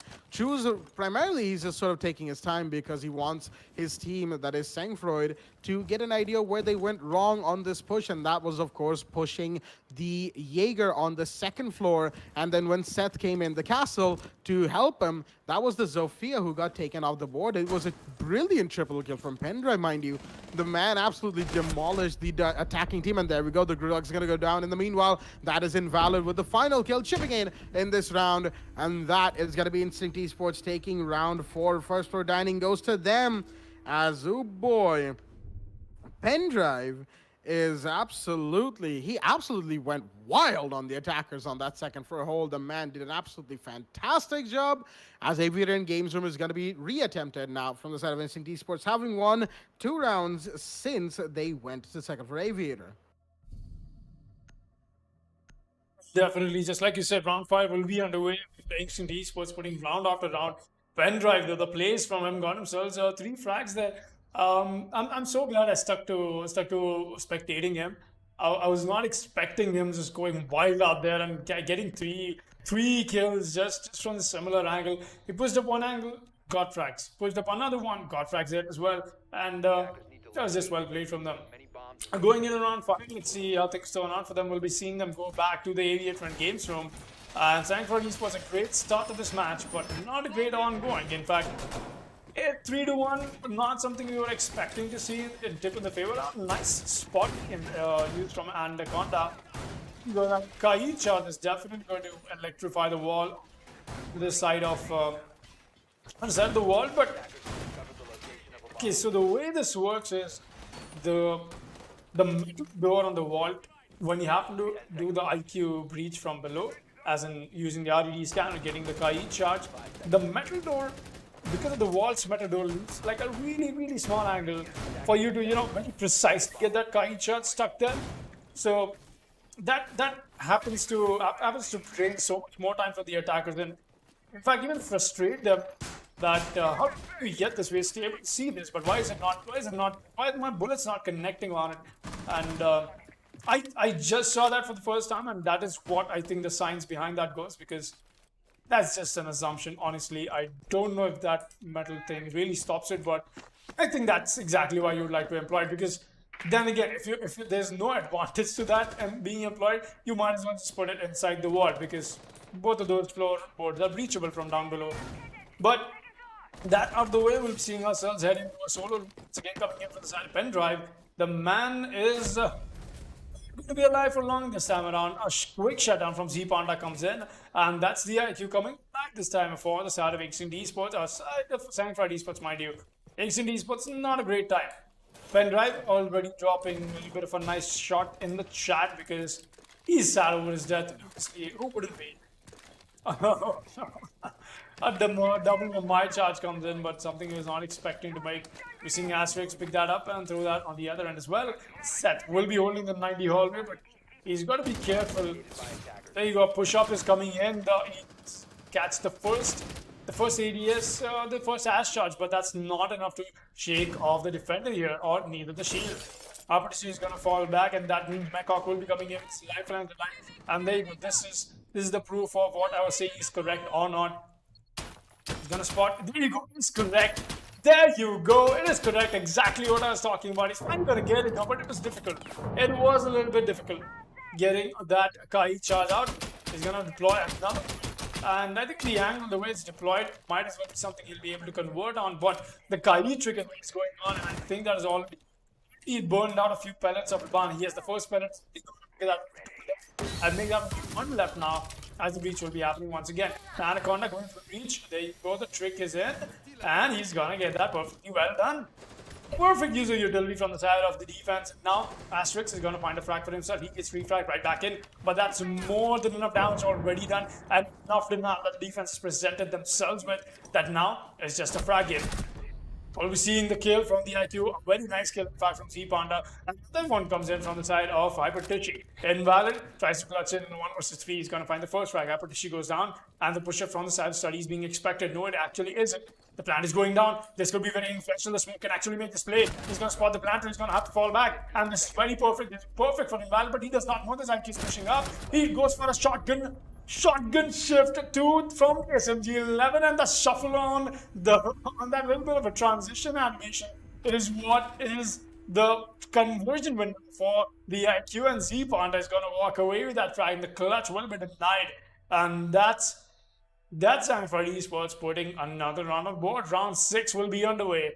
Let's see how things turn before we go to halftime. I was a little unfortunate right there for the smoke at the end. He got the drop on the planter, and everything was poised for him to take the round. But just as we saw, he tried to shift to the shotgun a little too late, not knowing where the IQ was playing, of course. And hearing the runaround, it probably would have been a better idea to stick to the SMG because he had the advantage in that gunfight. Just, you hate to see it. Let's just say that. As Inval's going to go out of the Ella into the dock. We're going to be heading to second floor trophy room regardless of the round loss right there from the side of Instinct. They don't want to repeat their mistakes on Aviator, and having lost around here, of course, they're going to be changing things up by going to a different site altogether. The dog being in play Invalid, he's got a lot more room to play and a lot more versatility on his own hand, primarily off the back of the fact that the dog is an absolute beast of an op to go up against, seeing as, you know, you can never quite truly be sure. Even if you have all the intel in, even if you have all the denial in your hands, you can never be truly safe trying to beat a dog. Let's just say that, Doggy. Looks like Invalid doesn't really like the hanging pots that Villa has as decoration all over the map. As he's going to be sitting still, contemplating where he needs to do, what he needs to do going forward from this point onwards. He's staying pretty still there, mind you. And the content in the middle opening up hatch as Invalid actually is questioning the IQ. I believe that's Z Panda right there. How much HP he had at the end of the last round. As all right, really interesting right there. I don't think we have an answer from Z Panda right now, as of course I don't think he accurately remembers for himself as well. So, you know, it's a question thrown in by Invalid, not going to get answered for the time being. Meanwhile, Seth holding down towards the astronomy room. He's got to be careful as well. Seeing as where he is, the hatch is open. The push from bathroom could come in. So could a push from the Astro stairs or the Astro window for that matter. As it's going to be very, very interesting this round. A 3-2 scoreline could definitely become 4-2, which his ability activating is going to give away his position regardless, as he's going to pull back after destroying that drone. Still sitting inside of Astronomy next to this alibi hologram that he has for himself, the Prisma, behind the Astro desk. Looks like Sangfroid are going to be taking their sweet time this time around, pushing from below as well. That's Macox and Hypertouche as far as I'm aware. The Zofia and the Ash trying to play vertical against the side of Instinct Esports. But there's Pendrive down here inside of Mudroom. I don't think they know. The drone's gone up towards the side of Astronomy stairs, not towards the Mudroom area. So Pendrive could be very, very dangerous for the side of Sangfroid Esports this round, if he manages to get the sneak on one, maybe even two of them. There's a couple of ops here. He sees the Zofia, but he's going to be going for the Ashes on the drone. Will he see the Zofia in time? Not quite. The Zofia is pushed down on the back stairs as his movement is going to be heard out. No, Pendra's going to make safe passes to the Astro stairs. He's going to pull back as well because, of course, he wants to make sure he has everything in play, but he's going to go for the peak. Oh, dear me, Macaque playing vertical. He's going to spot it out. There goes the Ash as well, but that's Z-Panda with a team kill. Oh, dear me. Hypertouche is not going to be happy about that, but Z-Panda's Claymore is going to find Seth. In the meanwhile, unfortunate for the Vigilant, True's gonna find Invalid as well. The Doc, he healed up the Jaeger, but couldn't heal himself back up or get back in cover. But there's the Jaeger to get the kill. The refrags in on to the gridlock as Pendrive is going off once again. The man has been very influential for the side of Sangfroid Esports right now. It's a 3 versus 2 as there's a push coming in from Astronomy stairs. Pendrive is going for the peak right now. Will he find him? Not quite. The pre-fires are in, but nobody's being found. He's still peeking it, and there's the IQ being spotted and taken out the board. A triple kill for Pendrive as Asterix is gonna take down Psycho, and that is the last attacker to go down. Instinct Esports are gonna take round 6, and round 7 roll swap will be in play, and it's a 4-2 scoreline for the side of INES. Going into roll swap. What a round from them. What a round from Pendrive. Once again, the man has been unstoppable as of late, and he's continuing that streak today. Definitely. We'll be taking a quick look at the scoreboard as well. Very evident to that. Pendrive, 9 frags on board for himself. Only 3 deaths so far in 6 rounds that we've seen transpire. Really some amazing plays that we got to see from him, but right now, the real question that begs us is, with the world swap into play, will we see Sangfroid Esports pick up the pace and try and stand up against what Instant Esports has been doing so far? Or will we see Instant Esports happen to play on their back foot when it comes to a map that favors the defense? The answers will be answered, definitely. The questions will be answered, excuse me, as we proceed to round 7, most definitely. And I'm very excited to see what Sangfroid Esports has in their pocket. We're seeing the first defensive side from them come up on the side of kitchen and dining. A very good side. I love it. I love it when you see a defensive team go to the side first. An extended roam hold. Look at that. The pulse will be forcing on the side of living room and library as well. Definitely going to deny a whole lot case, we do see Instant Esports go for a little bit of a horizontal take towards the side, but I doubt that is going to be the question or not. A good setup, that is what Sangfroid has offered. Let's see if Instant Esports are able to stand up against it or not, and round 7 will be underway. Invalid has brought up Jackal, will be seeing Anaconda just like Sangfroid employ a gridlock. We got Seth and Asterix both. Wait a minute, a nice C4 attempt from the side of Sangfroid, that is. That's got to be from the top. Who's that from? Never mind. Right? But Pulse has got the C4. Psycho's got the C4. Hyperdishi went for that. Alright. Well, quick maths there. Quick maths moment for us, as I could not figure out who was the one who happened to go for the C4 plays. But anyway, coming back, Mackhawk will be holding down on the side of Aviator Rooms. He's got himself a whole lot more room to work out, because the way we're seeing a push from the side of Instant form out to be is they do not want to go for a horizontal push. Instead, they want to go for a vertical push, and the top floor control is going to be a paramount. It's going to be very important for them to getting that control on. A C4 into play. True is going to find Asterix. That's your Maverick taken off the board. Only one hard breacher remains, and that is Seth on the Hibana. A nice angle being watched. Oh, I saw that could have connected onto the Jaeger, roaming on the 90 hallway right now. Jaeger will get spotted by Invalid. He's going to move in as Asterix has left the game. Quite the rage quit from him, but no, maybe he's just restarting his game. It's just for regrouping stuff. C4 is definitely strong the pulse, but Psycho still has C4 in her back pocket, and she's coming in slowly and steadily. Needs to go for the C4 play from herself. Let's see if that is going to be the case or not. A Tossin will be in here any moment now. Stands to see if they'll be able to convert this into something useful or not. Still in hand, Psycho ripping the Volcra in and out of the C4. Does she get spotted out in that? In the duration of that is questioned by Mackhawk. Getting spotted by the Jackal is going to have to move back onto side. Is going to meet the Kaid. No conversions except for the Maverick being dropped, and now the top floor control is, established. Are we seeing the drop down come into the side of non as well? Working their way around this, seeing the breach come out, but Psycho connects that C4 I was talking about. And a nice C4 indeed. The Hibana getting spotted by the proximity alarm, but now she's got to go for the breach. Meanwhile, Invalid is here to find Z Panda. Gets your castle taken out.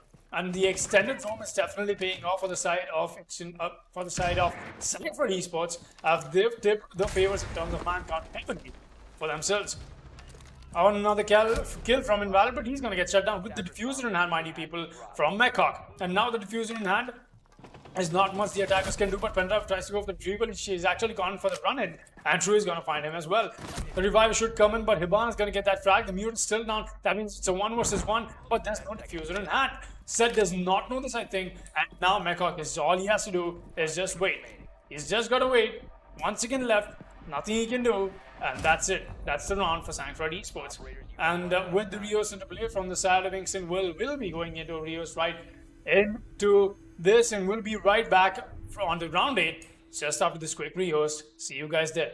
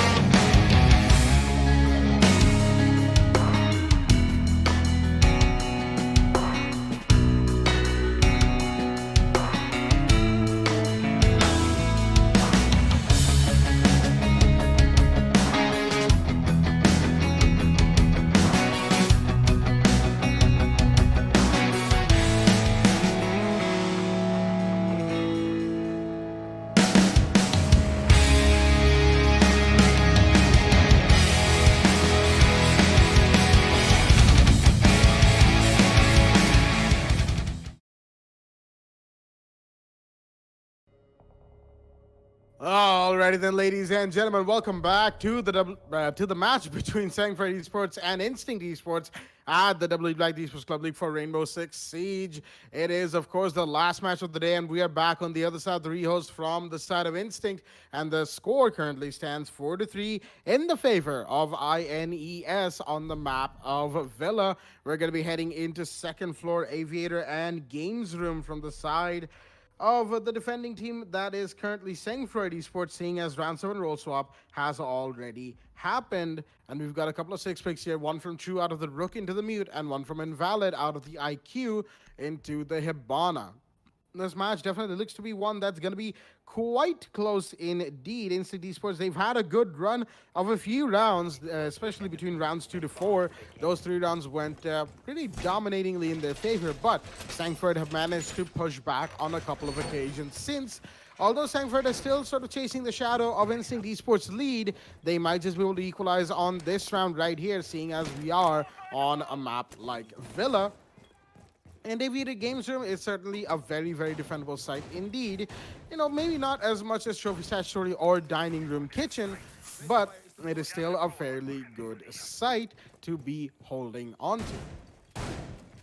Good shields are going to be in play, and an interesting set of lines of sight being established by the smoke.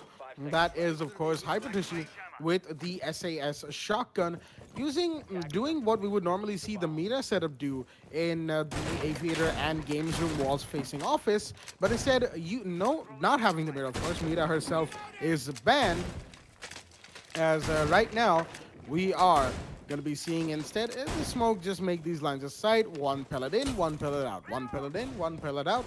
That's pretty much what he's doing right there. And it's going to be interesting to see how this line of sight setup works out for the side of Sangfroid Esports, excuse me. More lines of sight being made, this time by True on the other SAS operator, of course, as both sides there, they haven't been blown wide open, I wouldn't say that, but there's the astronomy window peek, and there goes the Jaeger.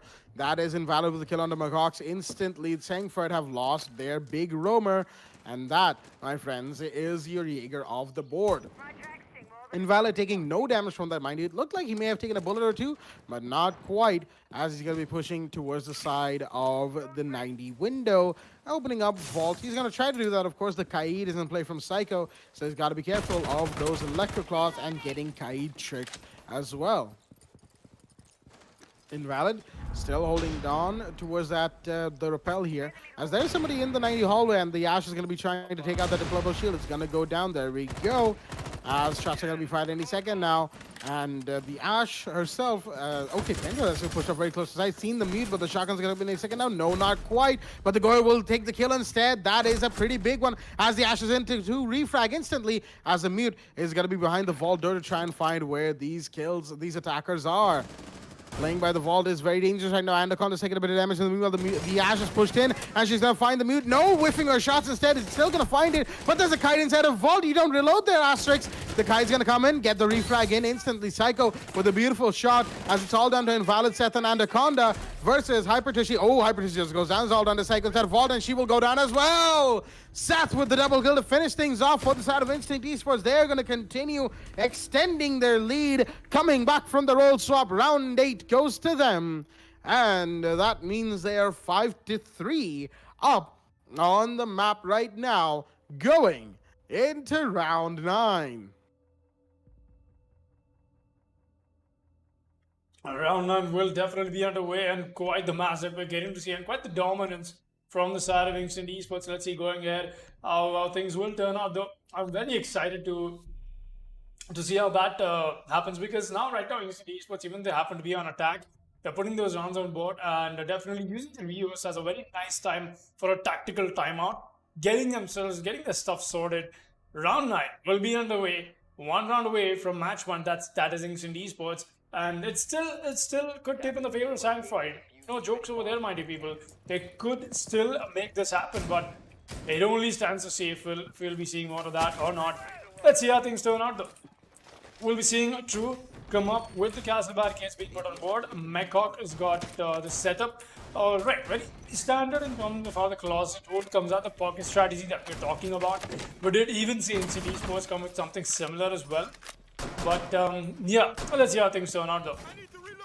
Apetishi will be making sure the drone goes out. True is getting the reinforcements done and whatnot. Everything's looking great in terms of the setup for Society defense, and now we'll be seeing ourselves go ahead into this match, and the action phase will be on. Pendrive playing the Jackal. The man has been very influential so far, but now that the Rios score is what you can see, not something that is coming up with a whole lot of adding to his resume in terms of the frag that he happened to drop in this match so far. I think it must be somewhere around 13 to 14 or even above that.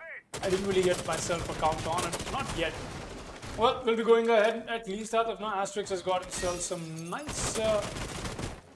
He's just making sure he's getting the barricades open and stuff. Hyper Tissue will be holding this with everything that he's got. And no shield. All right. That's a bad spot to be in if you're a Wamai.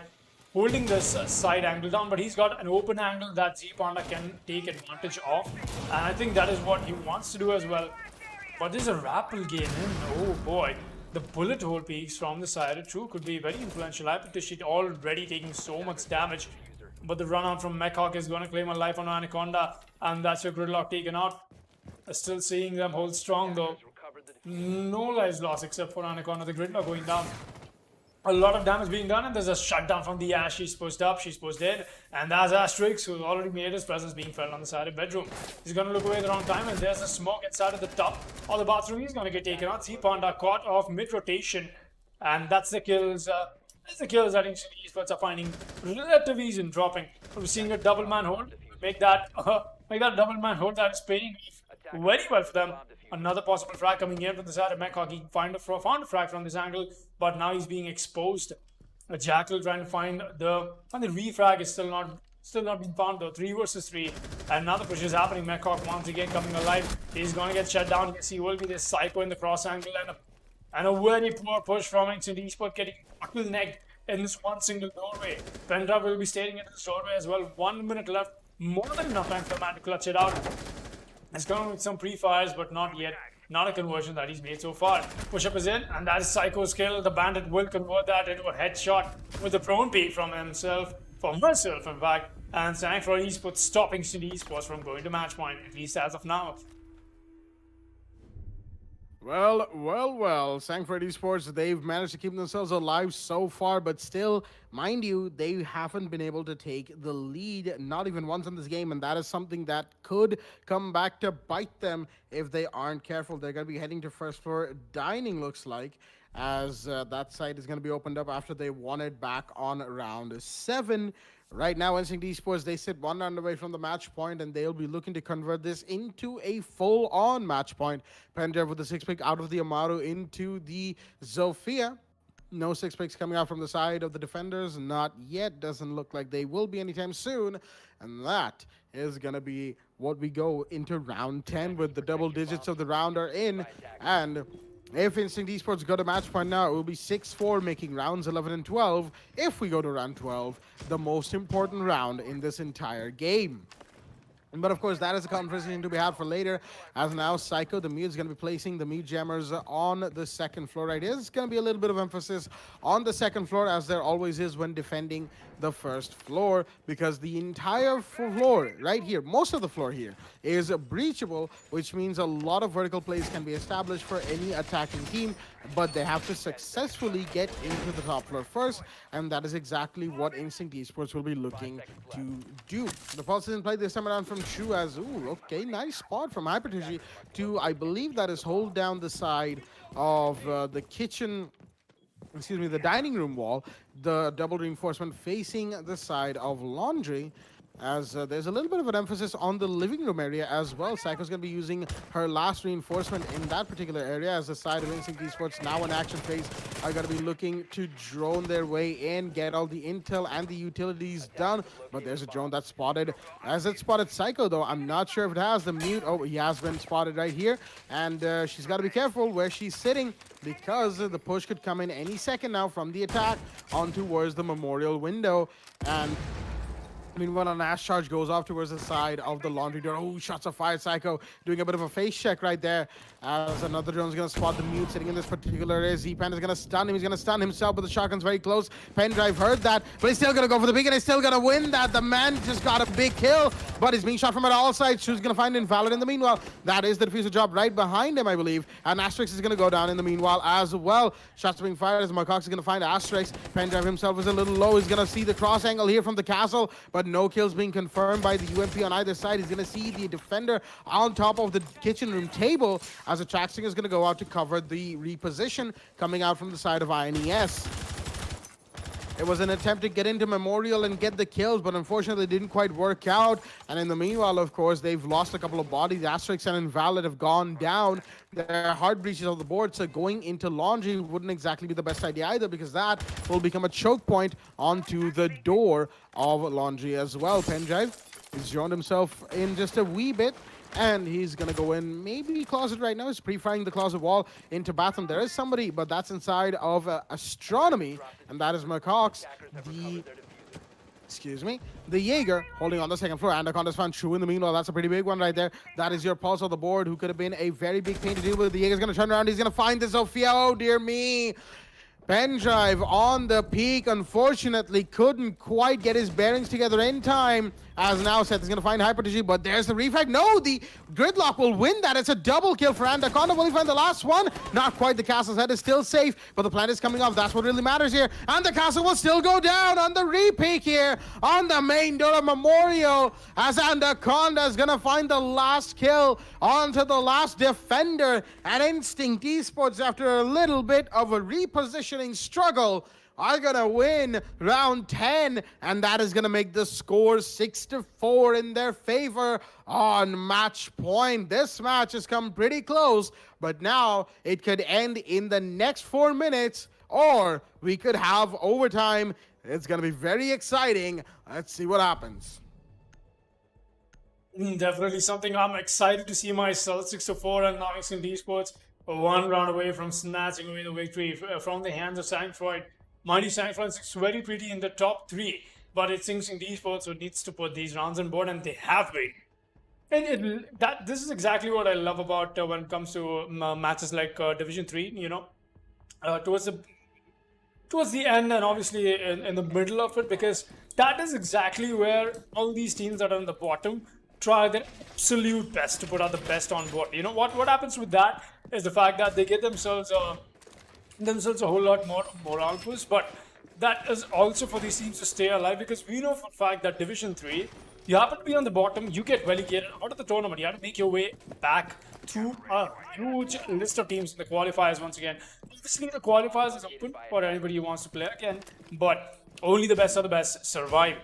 Let's see who's going to be the best of the best. To me, we'll be seeing Psycho making sure that she's getting the drones taken out, the jammer, but with the shotgun, in fact.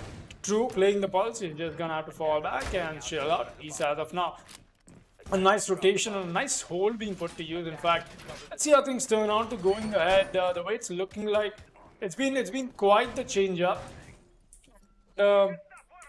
It's good in a way, but Instinct Esports, we did see a very bizarre round last time around come out. Let's see if that is going to be the case this time around or not. Going ahead. A nice push on the side of Instinct once again being established on the side of Laundry, but they've got to be scared of the pulse. True playing awfully close. Meanwhile, there's a Jaeger picking up a fight already. That is on the side of Study, but he's gone fall back.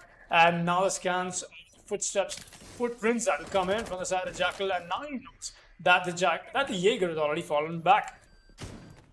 Proximity alarms giving away the position. He's gonna take that out, and Asterix wants to make this push happen himself. We're seeing ourselves head into a little bit of a stall point, but not exactly. They want to make sure that they have everything accounted for as they tend to go for the breach. Got to be scared of the pulse playing down below, and that's why the IQ in and out of there, being very quick with it. Pulse takes a few shots as well, that is true. Hugging this wall that is supposed to be breached. Definitely not a great place you want to find yourselves at. Let's see if the UMP comes alive or not, but the castle barricade is what is giving Instinct Esports a whole lot more room to work with. Oh, the C4 is in. That will not connect to anything except for a huge stag onto the IQ though.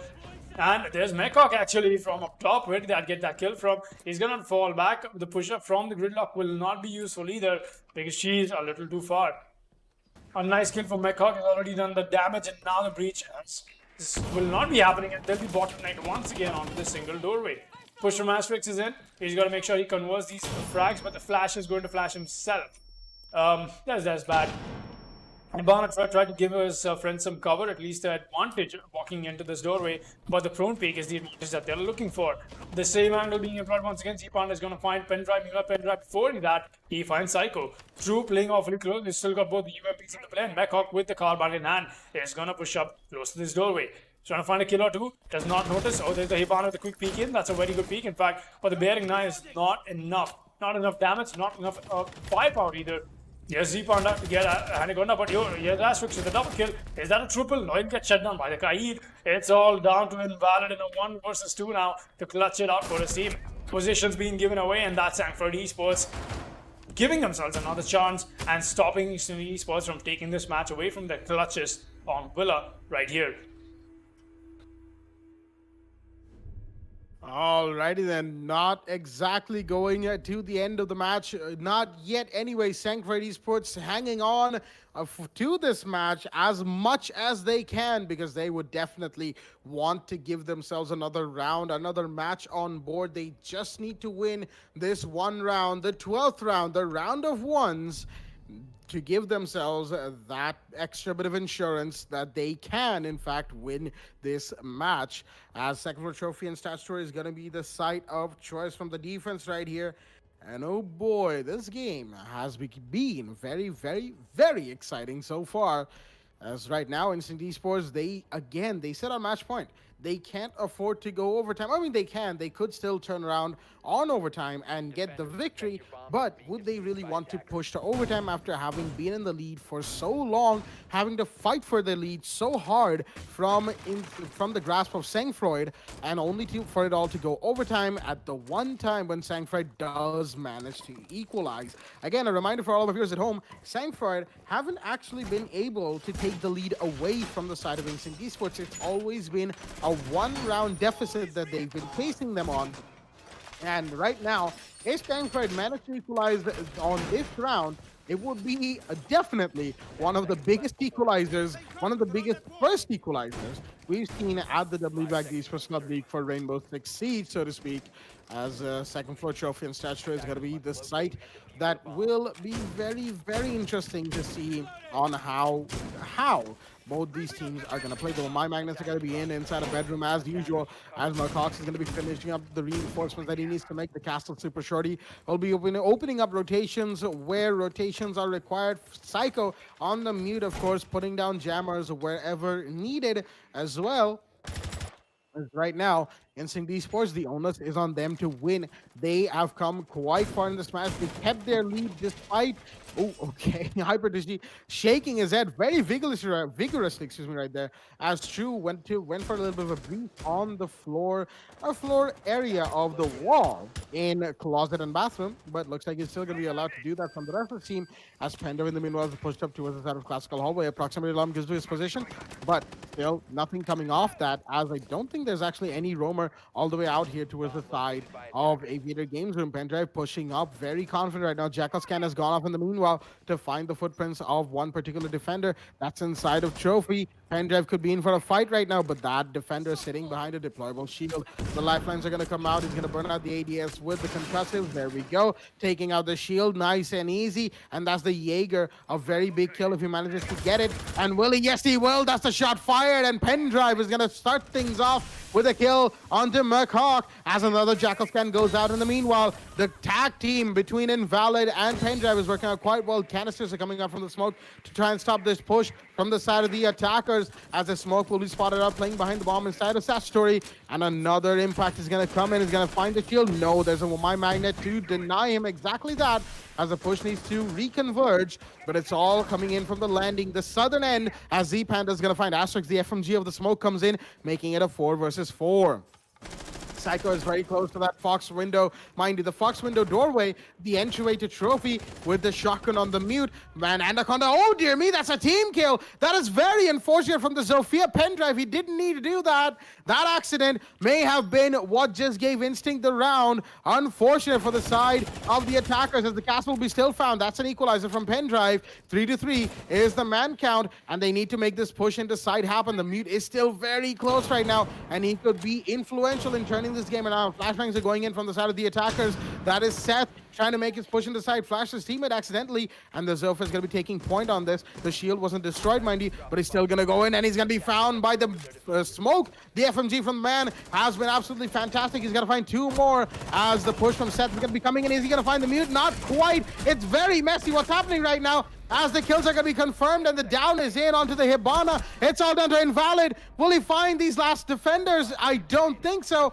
Z-Panda and Hypertish are what remains, and this is not looking good for Jackal. He's going to go into the rotate, but no, Sangfroid are going to win off the back of time, and that is going to push round 12 in their favor, and that means it's a 6-6 equalizer. Sangfroid equalizing when it really matters to them, and that means, ladies and gentlemen, are you ready to rumble? Overtime is in play.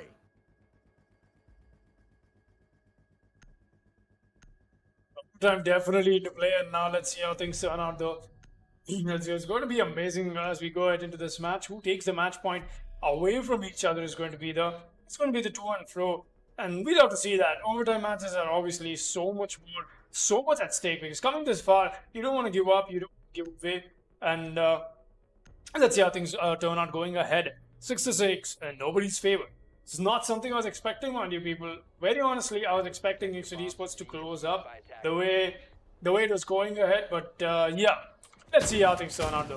Z-Panda getting himself a breach done. We'll be seeing no pulse being employed. No, there is a pulse. My bad. I got a little too confused, and maybe I'm just right now. There's a lot of adrenaline running through my veins, honestly. But yeah, the reason something else, not this game. We'll be seeing True come out with the pulse. We've got Z-Panda on the castle as well. I got Psycho. She's running the mute this time around. A very standard set of ops in terms of how the team Sangfroid looks like. But let's see if that is useful or not. Pendrive, that very unfortunate team kill towards the end could have been the very huge changing factor that Esports needed to secure themselves the round victory. Let's see going ahead. I think it's going to be turning out. We've got Asterix running the Ash, Pendrive and Zofia, and Valor will be on the sledge, and Seth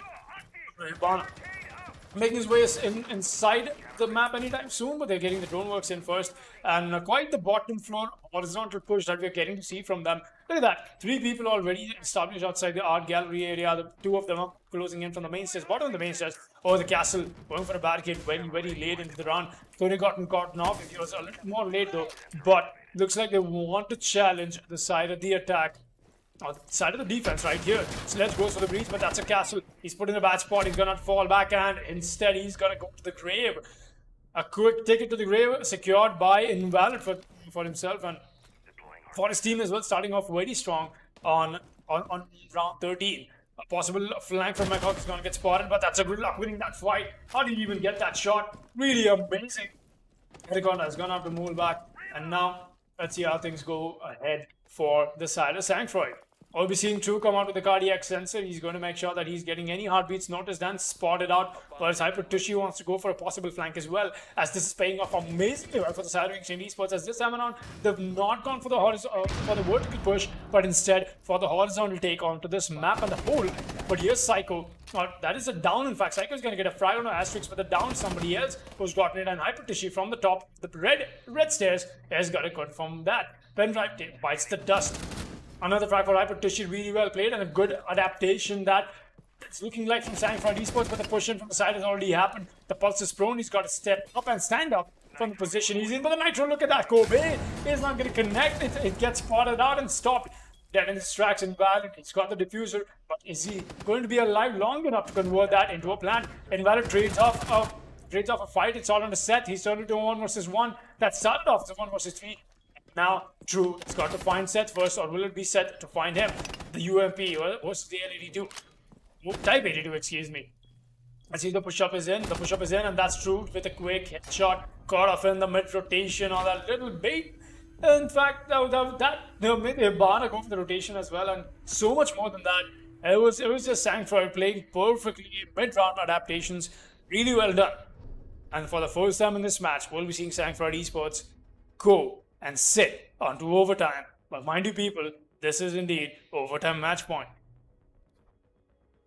Overtime match point indeed, and what a time to take the lead. Sangfroid Esports coming in when it really counts, keeping themselves alive this entire game, and then finally managing to not only equalize but win a couple rounds back to back to give themselves the lead that they've been trying to get for so long. Second floor Aviator is going to be the side of choice once again from the side of Instinct Esports, this time on defense. 7-6 is the score line, and this match has been absolutely fantastic so far, but it is going to have to come to a close anytime soon. It's either this round or the next one that will decide where this game goes from here. Aviator Games Room being the side of choice. Instinct Esports, they've managed to defend this side pretty well, actually. They did have a little bit of a hard time defending Aviator Games back in round 5, but outside of that one round, the other round that they tried it on, it worked out for them very well. Whether or not Sangfroid Esports attack is going to be up to the mark to challenge them here again remains to be seen, as Anaconda he sent that ball flying right there. Unfortunately for him, he tried to play a little bit of pool, but I don't think a bullet is quite the tool to be playing that with. Asterix, okay, but he's just checking out whether or not his mouse sensitivity is on point, peeking and making sure his aim is on point as well. As once again, ooh, look at that, Anaconda, the man he's just found an expert angle right here on the hold, the Kaid charge hold, the electrical hold on the vault wall. That might just be a little too well done for Z Panda to try and take it out. That's going to be very interesting to see whether or not Z Panda is able to do that. If not, of course, Anaconda still got his second Electric Claw to hold on to the vault wall by just tricking it out right there. Let's say Anaconda really hates these showcases, doesn't he? He's breaking all the glasses, putting all the display items out into the dust. Very interesting right there. Very interesting priorities from him. Or the default cams for the time being. The man is definitely got himself the right idea. Right now, the Zofia, however, Pendrive is actually going to find Hypertouch. That is the Ash. Not sure where that one came out of, but it's on the first floor, seeing as Pendrive is just running into kitchen right now. As the Zofia, we saw Macaque go into the side of the 90 hallway. The default cam spotted him, but, you know, the Kaid, of course, saw, and he traded off the information to the rest of his team. But the attackers, Sangfroid, in a bit of a disadvantage. They've lost their Ash, which is a lot of utility and a lot of fragging potential, as the IQ has clearly either not tried or completely been unable to take out the Electric Claw. There we go. He's going to see it. He's going to mark it. But is it even going to matter? Going to use the drone hole for cover. Actually, for a peek right there. Saw the Kaid's foot, but gets a Guman in his own foot for his trouble. Gridlock, in the meanwhile, on the Aviator door. From the side of the statutory door, a long angle being held with the F90, but will that work out? The Zofia's coming in. Kaid's gonna find himself in a fight any second now. Macaque, he's very close. He could go for a peek, but there's somebody on the red carpet stairs towards the basement area that he has to be careful of. The smoke cancer comes in. Macaque takes a little bit of damage. Not too much, just a little bit. Jones are going in his stead, as Sangfroid Esports wants to make sure that they have all the information they need. Z Panda's got a Guman initiation. He's going to take that out. As Panda's going to find one more. That is Macaque's. That's the red carpet stairs that I just called out. He needed to be careful on that. And now the IQ is downstairs to try and find where the electric wire is going to see it. But that angle, I don't think is going to be working out any second now. Nope, doesn't look like it at the very least. Oh, there's a Jaeger. A little bit of a jump scare right there for Z Panda as he goes down. Pendrive with the triple kill may have just given Instinct Esports the ticket to maximum overtime. As a man swinging around 90 hallway, he might just find a couple more for his trouble. He's going to find the Hibana. He's on a 4K, a set for the ace. Is he going to get it? Yes, he is! Instinct Esports with the flawless round. Pendrive with the ace. And that, ladies and gentlemen, is going to put them on maximum overtime. Round 15 is in play on a 7-7 scoreline. And this match has just hit its peak. Most definitely gonna have to agree with you on that, Blackjack. Look at the player from Penn. The man is not stopping today. He's been fragging his brains out. And look at that. After the rehost, 10 frags already. What does this guy even have for the food? I have no idea what he's had for breakfast today, but definitely he's had some amazing skill being put to use. And let's see, going ahead, how things will turn out though. As definitely something I'm looking forward to. 7-7 is the scoreline. And now things just got a whole lot more exciting. Whoever wins this, wins the entirety of the match. Trophy room and statutory room will be the defense from the side of Sangfroid Esports. Attackers need to locate But as many bombs as they can. and this match has come so far. I've got to tell you that one hell of a match that we get into experience here. In fact, cast more importantly, it's a lot to take in at once, and neither of these teams are giving up, man. We love to see stuff like that. Z Panda will be bringing the FMG once again on board from the side of the smoke, because Psycho has already brought in the shotgun. Usually bringing the shotgun, you've got more dynamic in terms of making the rotations. You want to make sure some angles are open and stuff and whatnot. That gets open, gets taken care of. Going ahead, let's see how things turn out though. True, playing on the castle. Got himself a similar set of ops once again. Pendrive though, there's someone on hill. Not be playing the Zofia, but the IQ. Is this a change-up that was necessary or not? Is real question right now, because he's been amazing on the Zofia. Switching on the IQ. What if that changes up the pace for him as a player and he just cannot perform? Very huge misplay if that is going to be the case. But going ahead, on the side of both these teams, they're going to be extra careful in terms of how they intend to go ahead with this match. Seth with the Jackal plays. He's going to bring out the drones first, and actually a very good dedicated push on the side of Laundry once again. 4 men right outside that doorway. They've got the hatch waiting to be opened. Looks like that is what they want to be doing, but that's Z-Panda without the shotgun, so the hatch will not be open in fact. And the bottom blue controller is already being given away to Asterix. He's made his way downstairs, he needs to go for the breach, but his pen drive is helping him with all the ADSs and the mute jammers and whatnot getting spotted out. Gonna get the mute jammer first, and that's right above. And in fact, that's gonna give a whole lot more room for the side of the attack to go for the drone works as well. Alpha slowly holding this down fully strong. No challenges yet with Statue and Trophy. We know the way it works. Let's see how that favors either of these sides of the team. Asterix already giving away his position, and now Mekok knows that he needs to make this push-up happen. Is he the winner of that fight, or he'll be the loser of it, because Asterix is going to pop that head quite quickly.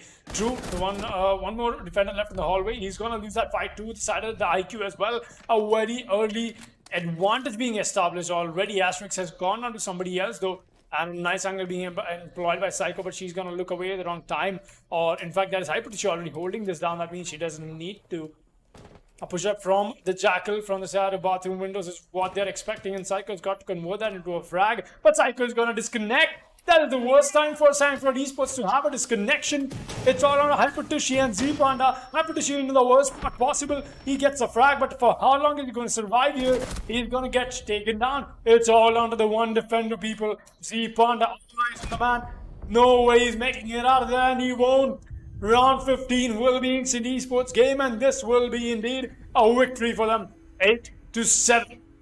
It went with the to and from quite a bit, but towards the end, being Esports walking away the victory. And what a play we've gotten to see from them. Look at that. Pendrive, the very well-deserved MVP as well. What a match. What a game that we've had, indeed. You have to feel bad just a wee bit for Sangfroid, as Psycho had that very unfortunate disconnection at the worst possible moment. And that, of course, is pretty much what gave the entire round away, because the only way the Wamai was staying alive inside of the closet area was if the mute was holding on from Astronomy. That was his window. He got the kill onto one, but the Ibana was in, and then Z-Panda fell, unable to clutch it out for his team. Instinct Esports with the beautiful play, of course, closes out our day 4 of play. For Division 3 right here, 8-7 on their favor on a Villa. And let's have a quick recap before we end today's stream. As the first game that we had in an earlier stream in the afternoon was almost walkover versus the Peacemakers on the map of Clubhouse. That was walkover's game 8-6. While in this stream, we've had a match on Villa that was KL11 versus Team Area 69. The Team Area 69, of course, getting a very, very good performance in 7-3 in their favor. And Sangfroid versus Instinct, the one we all just bore witness to, 8-7 for Instinct Esports. With that being said, we're going to be calling it a day, a night here for Division 3, Day 4, and Week 2 for the fourth season of the WD Black, the Esports Club League for Rainbow Six Siege. We'll be back on Tuesday with more Rainbow Six Siege action as Week 3 is gonna be in play. That's right, Week 3 is coming up very, very soon to your screens indeed. We'll see you there. Stay tuned, and good night.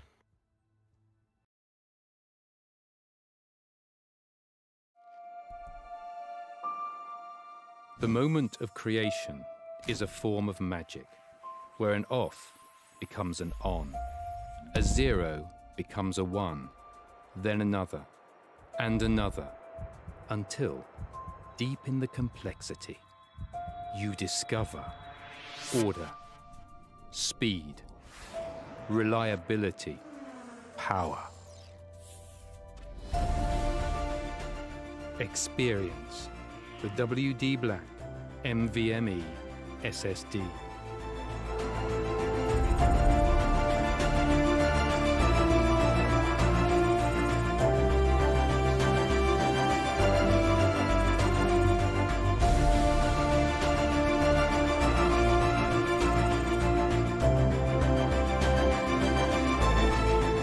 Fueled by darkness.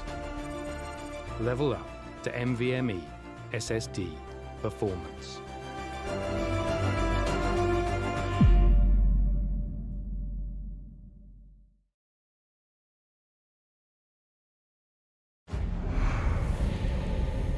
Numerous forces aimed at the Earth.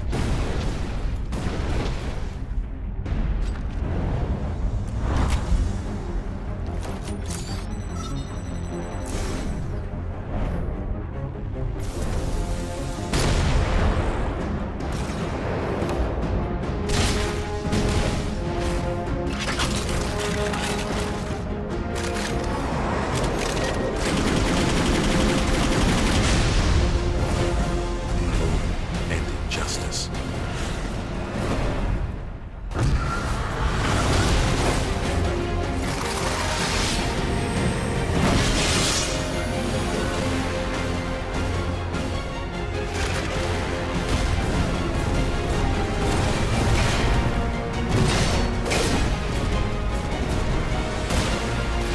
Let the glorious battle begin.